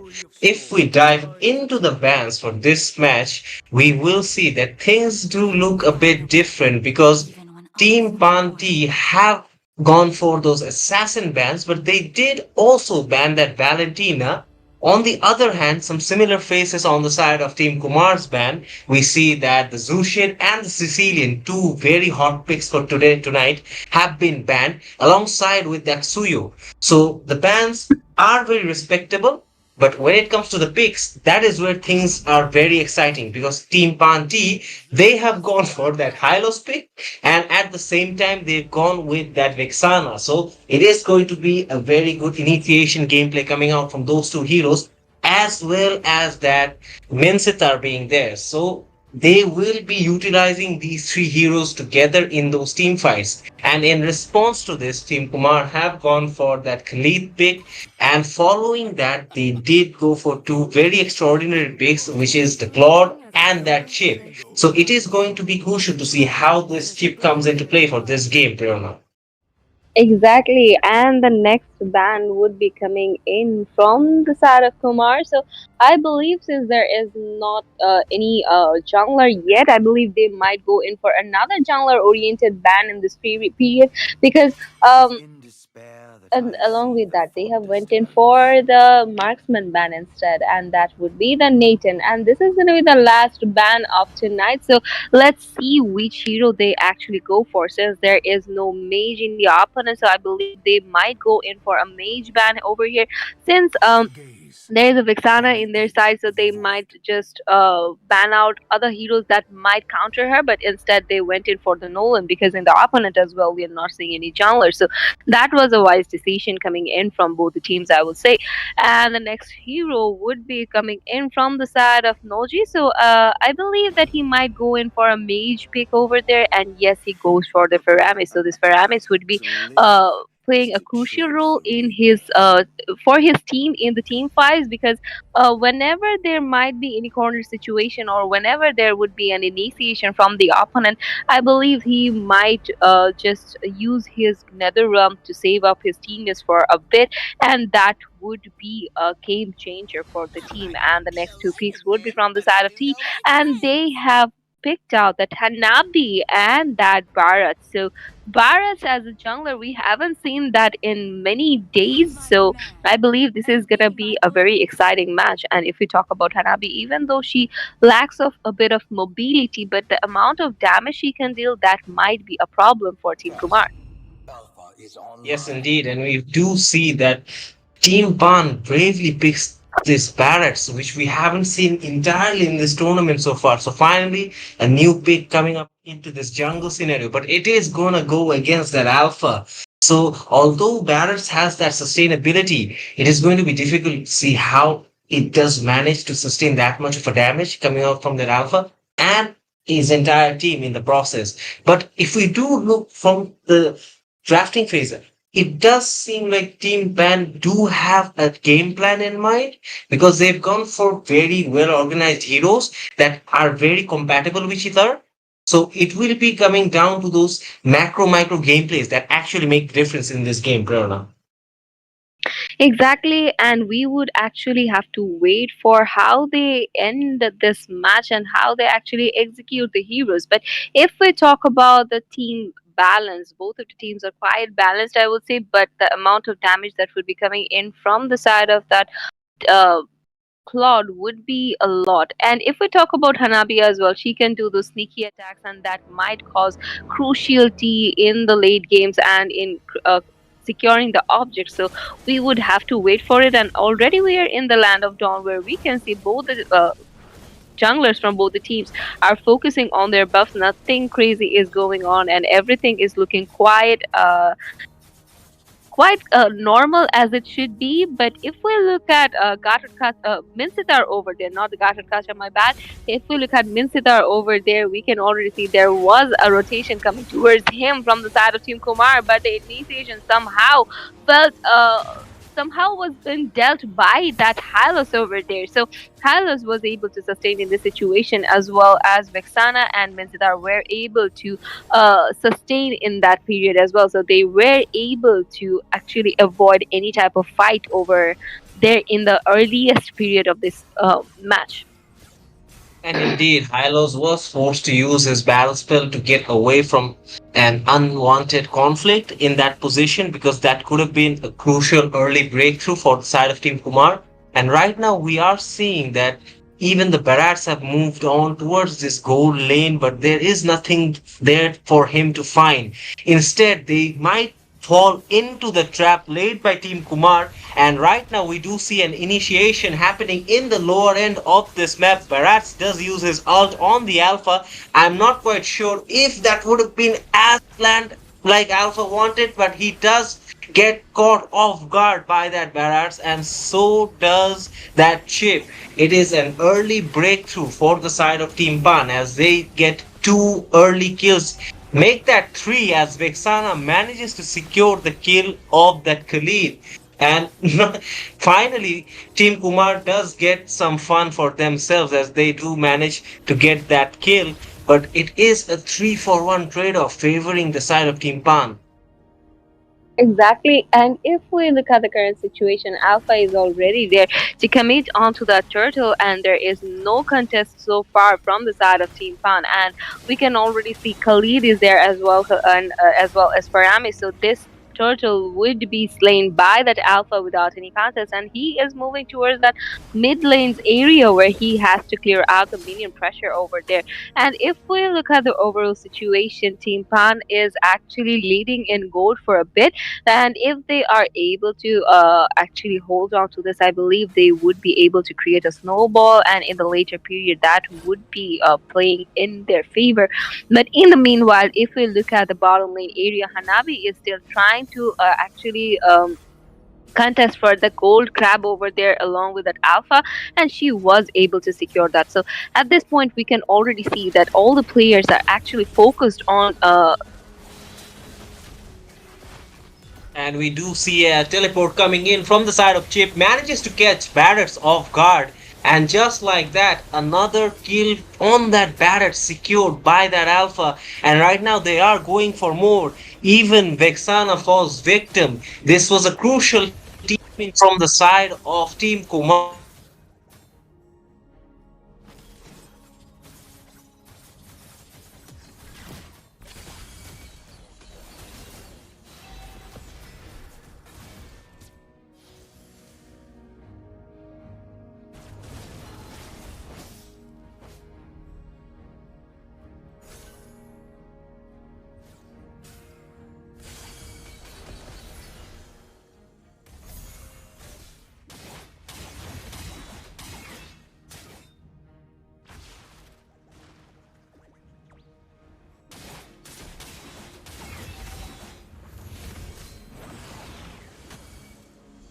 And with that being said, we can see that in the top lane area there was an initiation coming on to that Paramis, but he was able to sustain for now. But in the meanwhile, Vixana gets taken care by that Khalid in the bottom lane area.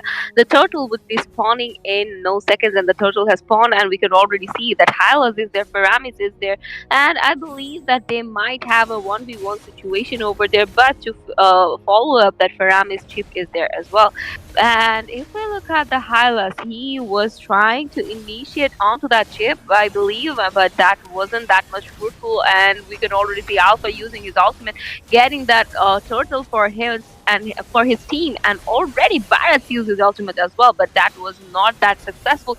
He would be taken care by that Alpha. Alpha gets a double kill over there, and they do not chase off that Vixana, I believe. And yes, Vixana was able to retrieve from the situation for time being. And with that being said, we can see that Alpha is going a menace for Team Pan over there, and already the things are looking quite unnatural for Team Pan. It does seem like that, and even in the bot lane, we do see that Team Pan are make trying to make their presence felt. That Barretts is having a real hard time. So far, he has been picked off three times in together, but this might be another one. And yet again, that Alpha gets that the better of that Barretts. He is struggling in this match so far, and without any support, yet again, Team Kumar gets this kill on that Barretts. And we do see that the Minsita is going to be trying to get a push in, but until that, it does seem Team Kumar is in the driver's seat. Exactly, and they are rotating around that bottom lane area, but Minsitar somehow gets that tier 3 of the top lane, but he has to retreat at this point because Khalid is there to actually defend the tier 2. So, understanding that, we can see that Minsitar retreated back and he is focusing on a creep over there, I believe, but Khalid somehow gets a hold of him. So, I believe that he might just want to retreat back, or his teammates might want to follow him up because already Chip used his ultimate to back the Khalid over there, and they were able to take down that Khalid. So at this point, Team Kumar are actually rotating very well, and Chip is using his ultimates very well. So at this point, if Chip continues to do this, then that might be a problem for Team Pan over there. And Glorious Path used by that Hylos over there, but that was not useful. And Blazing Beam was used by the Cloud over there, and they would be able to secure his kill as well as the tier 3 in the bottom lanes area. And along with that, we can already see they were trying to pick onto that Vixana. Vixana was forced to use her Eternal Guard to save her, but instead she might still get taken down by the Chip over there with a very low HP. He was able to retrieve from the situation. Using her second skill, she was able to retrieve from the situation. But in the meanwhile, Barras get taken out, and they are still trying to chase off the players of Team Pan over there. And already the turtle has spawned, so I believe they would be taking this turtle without any contest, and Alpha was able to secure that. So And indeed, Barrett's once again falling at the wrong time, giving Team Kumar an open objective yet again. And it does seem like they are snowballing through Team Pan right now. And we do see another serious initiation from the side of Team Kumar, already getting the kill of Vexana, but they are not done yet. It does seem like they want to go for more, but they're not going to risk it. They're going to recall or either go for the turret. And yet again, that was a miss initiation from Barrett's, I believe, because he didn't need to go in there without his team support. And yet again, that Barrett's is getting picked off by that Alpha. That Alpha has been on top of that Barrett's from the beginning of this match in terms of getting objectives, in terms of having team initiations, and an entire involvement in general. So it is coming down to that head to head between these two junglers that is actually making a difference, Prerna. exactly, even Chip is doing an amazing job facing off that Min Sitar over there. Min Sitar, on the other hand, is not able to take any damage that is coming out from the side of Team Kumar at this point. And we can already see that they are trying to get that tier 3 of the top lanes area, which they would be getting eventually because they have the minion pressure on their side. But on the other hand, I believe that Khalid would be punished for overstaying there. He dealt a lot of damage coming in from the turret, so he dived in the wrong position, and there was no one to back him up. And already Hylos used his glorious path over there, and we can see that the spear of Alpha is being used onto that Hylos, and he might get taken out and unstoppable by that Alpha. So if we look at the KD of Alpha, that is 11 to 1. So this jungler is doing an amazing job throughout the match, and then the Lord has spawned. So I believe it might be another uncontested objective for Team Kumar. And yes, indeed, it does look like that because there is no sign of initiation from the side of Team Pan. They are going to try to play this safe because Barrett is so far off right now compared to Alpha. And on the other hand, the entirety of Team Pan is actually struggling in these team fights because Hylos has not been able to be the vanguard that we have seen from Hylos in previous games. And that is being a crucial factor, because this chip is being able to dominate that Hylos, and Hylos not being able to protect his teammates means that the chip is being able to get in there, get behind the defenses and use that teleport, making his teammates being able to come down. And right now we are seeing that that Alpha gets shut down by that Hanabi, but it is leading to 3 kills going in favor of Team Kumar. And Barrett's finally gets a bit of the action, but very low on HP himself, gets picked off by Faramis, and 4 heroes are down, and it is an entire team wipeout from the side of Team Pan. Team Kumar are on a roll as the Lord is marching down from the bottom lane. Can Minsitar do something to defend this Lord? He has Vexana for his support. Exactly, but even though Vixana is there, we can already see the Lord has locked onto the base, and the players of Team Pan are trying to defend him, shut down scared by that Vixana. On the other hand, we can already see that they were somehow successfully able to defend this Lord and defend their base for now. But that was an amazing initiation from that Alpha, and even though he had to sacrifice himself, the fight began there and it went to the side of Team Kumar. So, with that sacrifice, they were able to reach to that base area. So, I believe in the next push, they might just get onto the base and they just might end the base in any moment because they have lost the 2 inhibitors as well, and the base is damaged as well. Even though the base will be recovering, I don't think they would be able to defend it if they are not actually careful about the minion pressure in all the lanes, because we can already see Alpha is doing his job in clearing out the minions in the bottom lane area, and Faramis is there to follow up the minions anytime he needs, because the inhibitor of the top lane is damaged as well. So at this point, if we remember the first match, the minions were the problem for the team. They were that were on the blue side, right? It's always this blue side.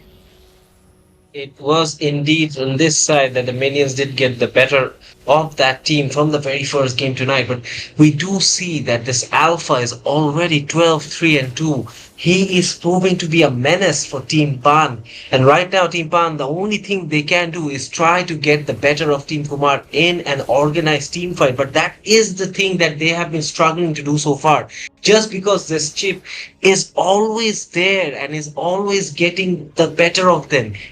Right now, I think the only thing Team Pan really needs to focus on is like getting that Hylos into a position where he can provide enough vanguard so that the Hanabi can come into play, so that the Vexana can come into play. Even the Barats has to try and do something, but it's just a matter of that Alpha being a bit overfed. Even the Claude is now starting to dish out damage, and not to forget that Chip and Faram is being there as well, so that even the Netherrealm can provide some additional sustainability. So it looks like that everything is currently stacked against Team Pan. Exactly. And even though they are trying to defend the base, even though they are trying to defend the heroes over there, I don't think if they do not have that kind of synchronization, they would be able to do that for much. And they have a lot to defend at this period as well. So the minion pressure in all the lanes, as well as the heroes following up with that Lord, would be a nightmare for them, if you ask me. So we can already see the Lord is marching down to from that mid lane area. So with this particular Lord, I believe that they might be able to end this game in any moment, because look at the damage coming in from the heroes, and Faramis has his ultimate already, so that might not look good for Team Pan at all. And the amount of damage that Claude is dishing is so much on them, but for now they were able to defend this Lord. Minsitar has got the kill of Alpha over there, but Minsitar would be taken down. So 3 players were taken down by Team Pan over there. So they were easily able to defend this base for now. So moving on to that, they now have this minion pressure to clear out. So do you think they would be able to defend this for next? They would be able to defend this push in the next team fight? And it will be difficult for them to defend, but give them credit where credit is due. This was a very fantastic defense from the side of Team Pan. They were able to clear out the minions, which allowed them to get those 3 kills, because the heroes from Team Kumar were actually taking damage from the turret. But on the other hand, it takes that determination and that mental fortitude to even be in a situation like this and be playable and have that capacity to actually come out with a defense like this. So we have to give credits to Team Pan for that defense right over there. Exactly, and if you look at the current situation, Chip used his ultimate already and summoning all the players in the bottom lanes area, and we could already see that damages are going around, and Alpha is being taken down by the Tanabe instead, and that Eternal Guard is causing problem to that Paramis, and he is being chased down, and we can already see that Baras wanted to chase him down, but somehow that Paramis was able to retrieve from the situation. So at this point, Team Pan is doing an amazing job defending all the push that is coming towards them, but let's see if they are able to make any comeback to this game, because already I have a feeling that they might just come back to this game whenever they would just get one opening. So I believe that this Hylos has to initiate something for the team to get that one opportunity they have been waiting for, and already we can see that Khalid is being taken care of, and already the Lord has spawned. So at this point, four players are there from the side of Team Kumar, so they would be facing that disadvantage of that one player. And already from the side of Team Pan, they are trying to commit onto that Lord. We can already see Chip is getting down by that Mincidar over there. And even though they tried their best, and Alpha was able to secure that Lord for the side of Team Kumar, so things are not looking quite good for any of the teams, I would say, because this is just two players down from the side of Team Kumar. On the other hand, Claude is there around the base area of Team Pan, and understanding that, sensing that Claude might do a backdoor, they were able to retreat just on the nick of time. So if we talk about the And current situation, this is quite interesting. And it is indeed. The Claude was trying to do a very tricky play, a very high IQ play, and credit to him for noticing that opportunity. But Team Pan were serious enough to notice that and immediately recall back to their base. And perhaps the Alpha could have done a better job of keeping them busy, but nonetheless, here we are yet again, the Lord marching down into the base from the mid lane, and we'll have to see can Team Pan once again defend this Lord. It's going to be difficult, but they do manage to defend that Lord, and there is an initiation coming in from both sides. And the Netherlands breaks out, but once again the Khalid is picked up and the Alpha gets the kill off. That means that the Claude is trying to lock into this base, but he could not get in deep enough, and now we see that Team Pan are actually rallying up against Team Kumar, and it is another successful defense, Prerna.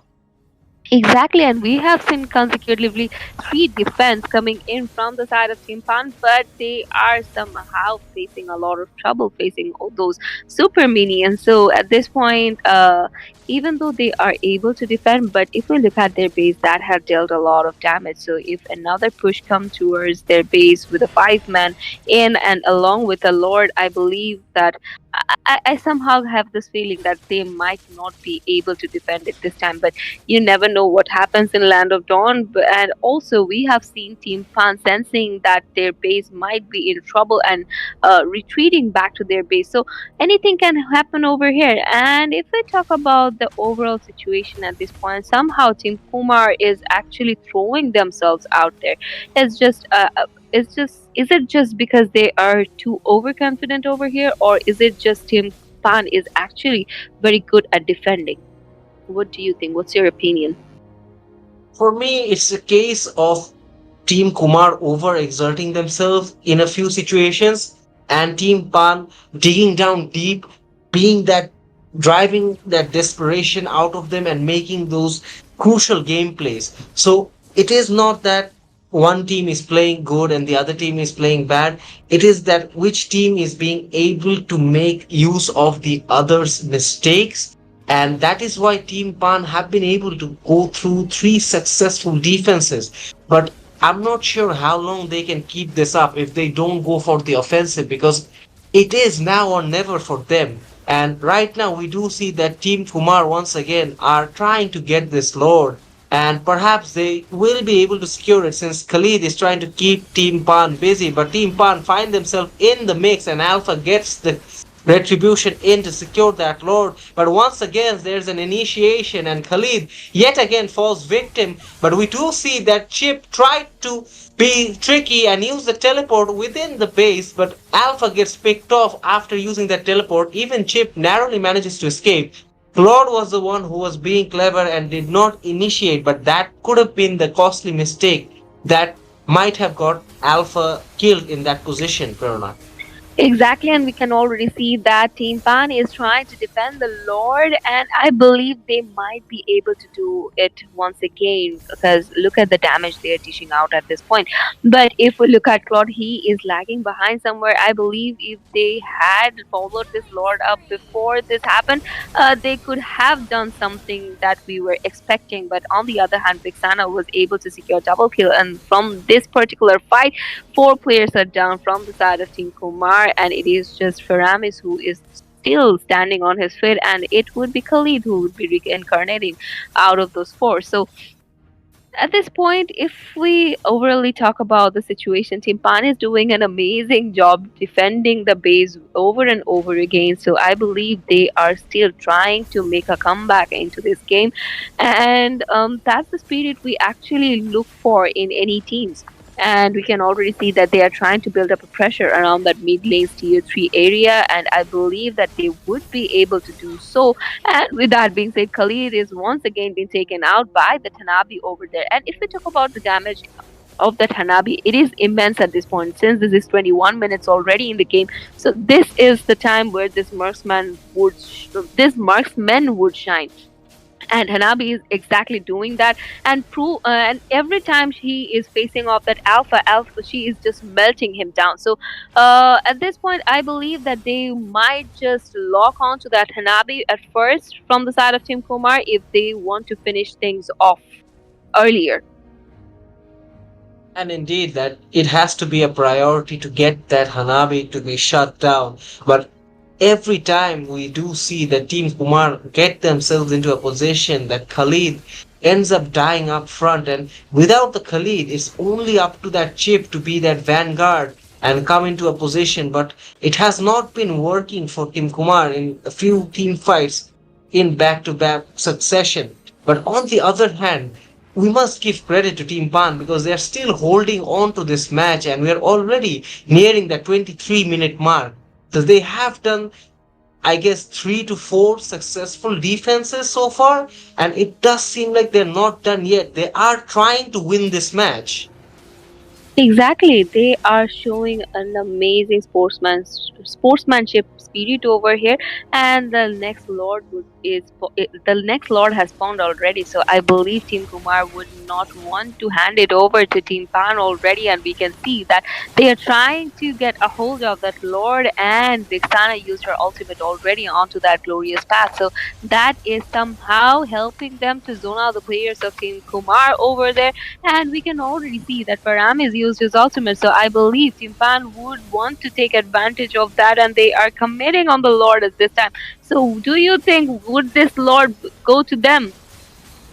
And Would they be finally able to meanwhile, get that? we have to keep an eye on Claude. Claude is trying to make his way to the base. He's almost there. I'm not sure if Team Pan have that Oh, in their vision. And we do see that the Hanabi gets picked off by the Khalid.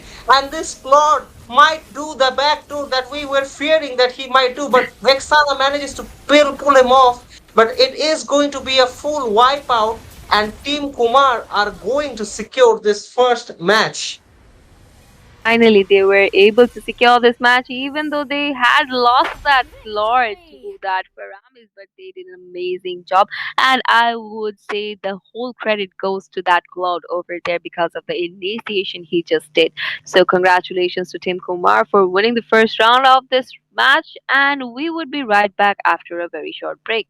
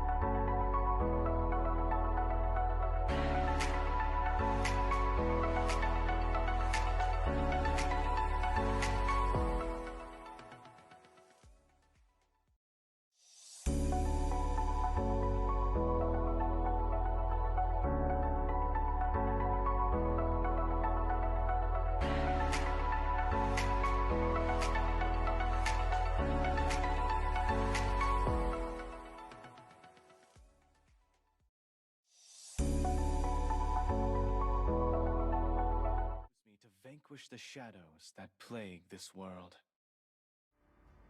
I am not the only one bound by this So, chain. welcome back again, guys, to the second round of this match, which is gonna be between Team Kumar and Team Pan. And we are already in the drafting phase where I'm here with you, Frona, and with me is Gambit. And yes, ladies and gentlemen, this is game number two. And as we dive into the band phase, we do see that there are a few strong bands from both sides. Team Kumar banning out that Sicilian and Zushin. Both of these heroes have been so influential tonight, and even that Martis. On the other hand, Team Pan, they did not waste any time banning out that Ling and Chip up front, followed by that Valentina. And when it comes to their picks, there has to be said the Team Kumar do look like they have some sort of plan cooking because they did go for that Suyo pick, which was not banned. It was left open, and they followed it up with that Carmilla and that Xbox pick. On the other hand, though, Team Pan were also able to get some very juicy picks in the form of that Phobius and Hylos. And right now, it does seem like they will follow it up with that pick, Sana pick, but we'll have to wait and see if they do stick to that decision, Prerna. Exactly, because we had seen them hovering over that Eve as well. So if it was Eve, it could have been providing them with a lot of area damage, but they went in for that Vixana, which is an amazing pick as well, because that will be providing them with a bit of with a bit of stun as well as that eternal guard as well. So that will be a lot of damage coming in from this mage, I believe, and the next ban would be from their side as well. Since there isn't any marksman pick yet from the side of Team Kumar, I believe they might want to go for a marksman oriented ban or a mage oriented ban as well, because there is no mages as well. And to face off this Vixana, they might just take in some damage build heroes like that Zask, or it could be Faramis. And yes, and they did To ban live out that is to Faramis, so they do trick not the want to weak. face this Faramis And in to their opponent at all. And yes, indeed, because that Faramis did prove to be a very key point in that previous game. And right now, we do see that given the composition that Team Kumar have, they will still need a marksman probably, and even they will go for a mage pick. So they will probably in try this out to ban hell out a of marksman as their final humanity. ban, but we'll have to wait and find out. They did ban out the Akai, and on the other hand, Team Pan, they managed to ban that Nathan because they did not want a burst damage marksman like Nathan to be in the pick since there is already a Carmilla in the lineup for Team Kumar. So that is a very sensible ban pick, I'd say. Now we'll have to wait and find out what is the final ban from the side of Team Kumar. And I believe it will be a marksman, and indeed it is. They banned out the Hanabi. So pretty decent band picks. What do you say, Prerna?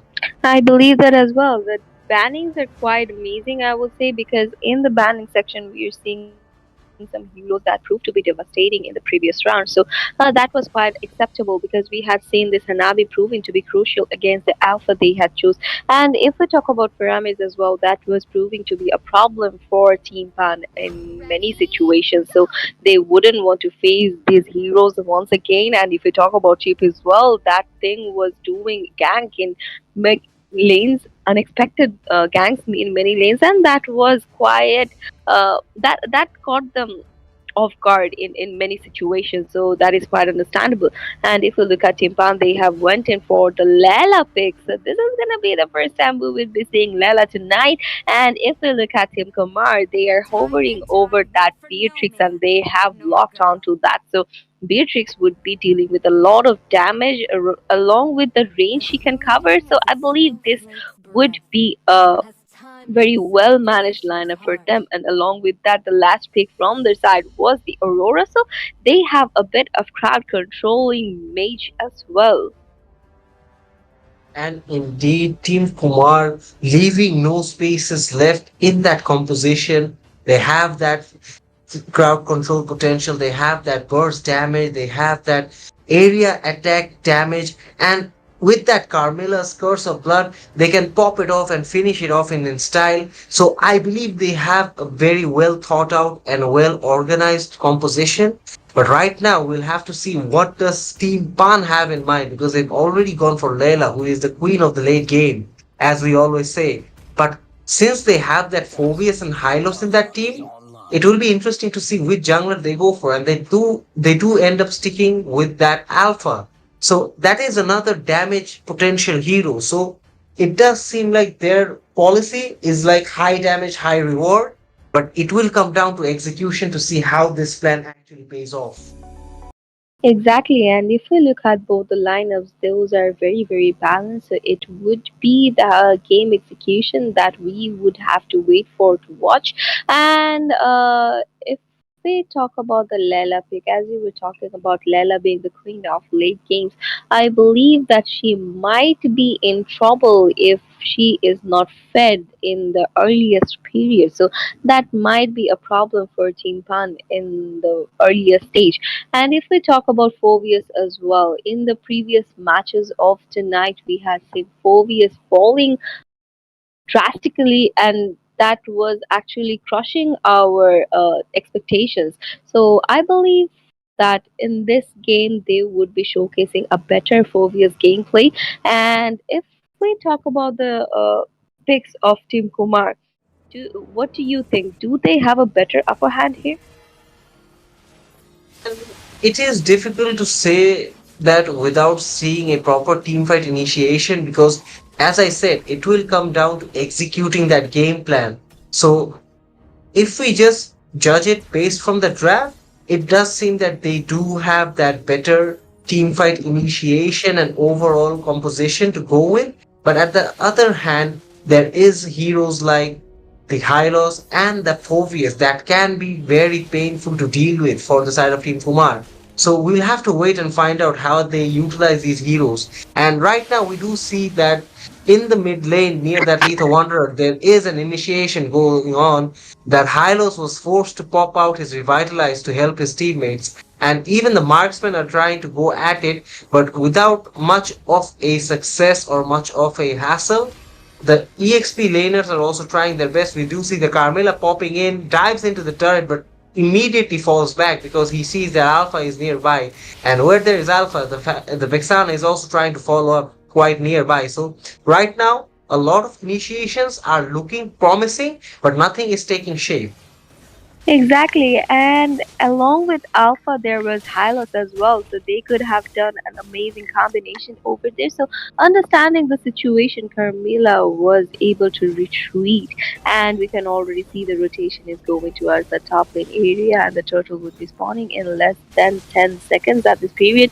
So, I believe that Team Kumar would not want to throw out anything, and instead, they got the first blood, and that would be the kill of Hyla. So amazingly done from Team Kumar over there. And we can already see Suyu is trying to take care of the turtle. On the other hand, from the side of Team Pa, they are trying to get a hold of that Aurora over there, but somehow they were being distracted. And we can already see that Carmilla is trying to taunt the players of Fan over there, but I don't know what happened over there. But Suyu was there to commit first, and he retreated back. And with the help of the retribution, he was able to get the total along with the kill of Alpha over there. Team Kumar are leading at this point, and they have secured another kill, and that will be the kill of Phobius over there. So at this point, if we talk about the initiation coming out from the side of Aurora, that was amazing as well as that Carmilla over there. And Suyu did an amazing job over there as well. So Carmilla was actually able to divert the players of Pan over there with her recall spamming. So that taunt actually And worked. And indeed, and that is the thing that as a roamer you must try to do and help your team out. Because right now we do see that even Hylos is trying to give some vision for his team, but he is looking a bit on the back foot compared to that Carmilla. Because whereas that Carmilla is confidently moving around the entirety of the map, that Hylos is having to think twice, and that is because of that early initiation and that early advantage that Team Kumar got off from those 3 kills that is on scoreboard. And right now, we do see that once again, Alpha is, I believe, in the mix of the action. He's trying to get some farm within himself because he probably missed a buff or two after that fall down from the early game. And right now, it does look like Team Kumar are currently in control and they have nothing to fear because right now they are going for another initiation on this Hylos and the Aurora manages to secure that kill, and it is again that similar case where that Hylos is not being able to serve as a vanguard rather than suffering as a victim, it seems. Exactly, because he is being outnumbered in every of the team fights, and Aurora with her ultimate is causing a lot of trouble for him. And on the other hand, Carmilla finally gets taken down by that Alpha. So the Alpha starts to prove himself to be fatal in few cases, I believe, and the turtle would be spawning in any second, and the turtle has spawned. So I believe from the side of Team Pan, they would be committing on the turtle first, and yes, they do. And already we can see Hylas is trying to zone out the players of Team Kumar from there, but he misses one side out. So from there, we can see Beatrix and Suyu are trying to gather around the turtle area, and they are now trying to commit onto the turtle, and they have zoned out the turtle on their side. So let's see if somehow Alpha gets to get that manages to get that turtle, but no, instead he gets taken down and the turtle goes to Suyu. And even though that Hylos you tried his best to retrieve from the situation, he was being taken care. And already in the top lane area, we can see that Xborg is trying to deal a bit of damage onto that Phobius. He has his immortality already, and we can see that the Beatrix somehow was able to manage the tier 3 of the mid lanes area. And that is pretty impressive because if you see the only place that they have established control, Team Kumar, is the mid lane turret. So opening up that turret gives them more room Ooh. to operate. And right now we do see Aurora getting another kill eliminating that Layla from the map, and it is just helping them out, building up their authority and position in this game so far. Even the Alpha is now starting to struggle a bit, but once again we see that Suyo gets that kill of that Alpha just before that turtle spawns. So this is probably going to be another crucial point in the game as we see that Team Kumar is now starting to snowball into this position. And due to that gold advantage, they're also getting up ahead in itemizations. And that is also giving them that damage spike. And we do see they're still going at this initiation once again. And Ooh. the expert will be able to get that kill. And it is looking pretty grim right now for the side of Team Pan. As Hylos also falls. That is 4 kills in quick succession for Team Kumar. Exactly, and we can see that they were able to get that tier 3 of the top lane as well. So, if we talk about the previous fight, we had Symphorius try to initiate, but he got caught up in the ultimate of that Aurora, and taking the advantage of this, Suyu just jumped in and he caused the trouble as well. So, if we talk about the whole combination of this Aurora and Beatrix and that last insanity from that Xbox, that was quite amazing. And we can already see that Suyu was able to secure the total without any contest over there. And they are trying to corner out that Lela, and that Lela will be taken care by that Aurora. So at this point, it is looking quite a one sided game from the side of Team Kumar, and they are actually. They are actually cornering the players of Team Pan already, and it is just the beginning of the match.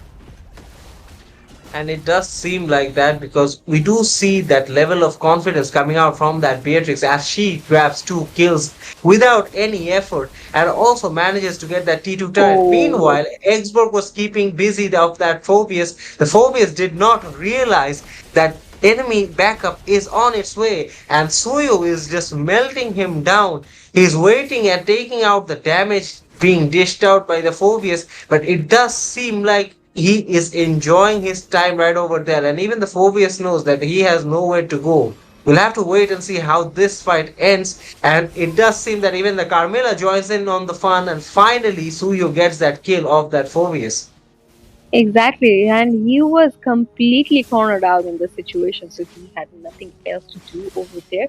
And already we can see that the goal lead is acting up a lot, and Team Kumar is leading by almost 11, 12K goals over there. So that is something you would be actually scared of at this point, because that much of goal lead might give your opponent a lot of opportunities, and double kill, triple kill secured by that Xborg, a maniac secured by that Xborg over there. It is just that Phobius who is standing on his feet, and he won't be coming out of his base, I believe, because he wouldn't want to give the savage to that Xborg at any cost. And if he falls down, he knows that his whole base would be taken down, and we can already see that they are going in for the inhibitor, and the mid lane's inhibitor was being secured by Team Kumar already, and things are looking quite dominating from the side of Team Kumar, and Xborg was able to secure the tier 2 of the top lane as well. Meanwhile, the Lord has spawned, so I don't think Team Kumar would be going in for another Lord fight. Do you think that do they need that anymore?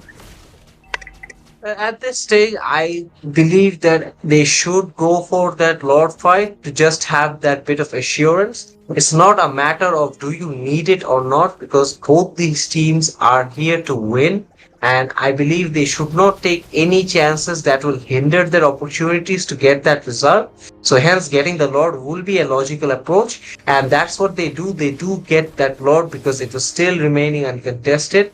And right now, we do see that there is an initiation going on, and Vixana and that Beatrix teaming up to get that kill, and it does look a bit grim, to be honest, for Team Pan right now, because they'll have to defend not only this Lord that is charging in from the mid lane, but five members from the side of Team Kumar. So it is going to be interesting to see can they actually do put up something against this final push, or what could be the final push of this game.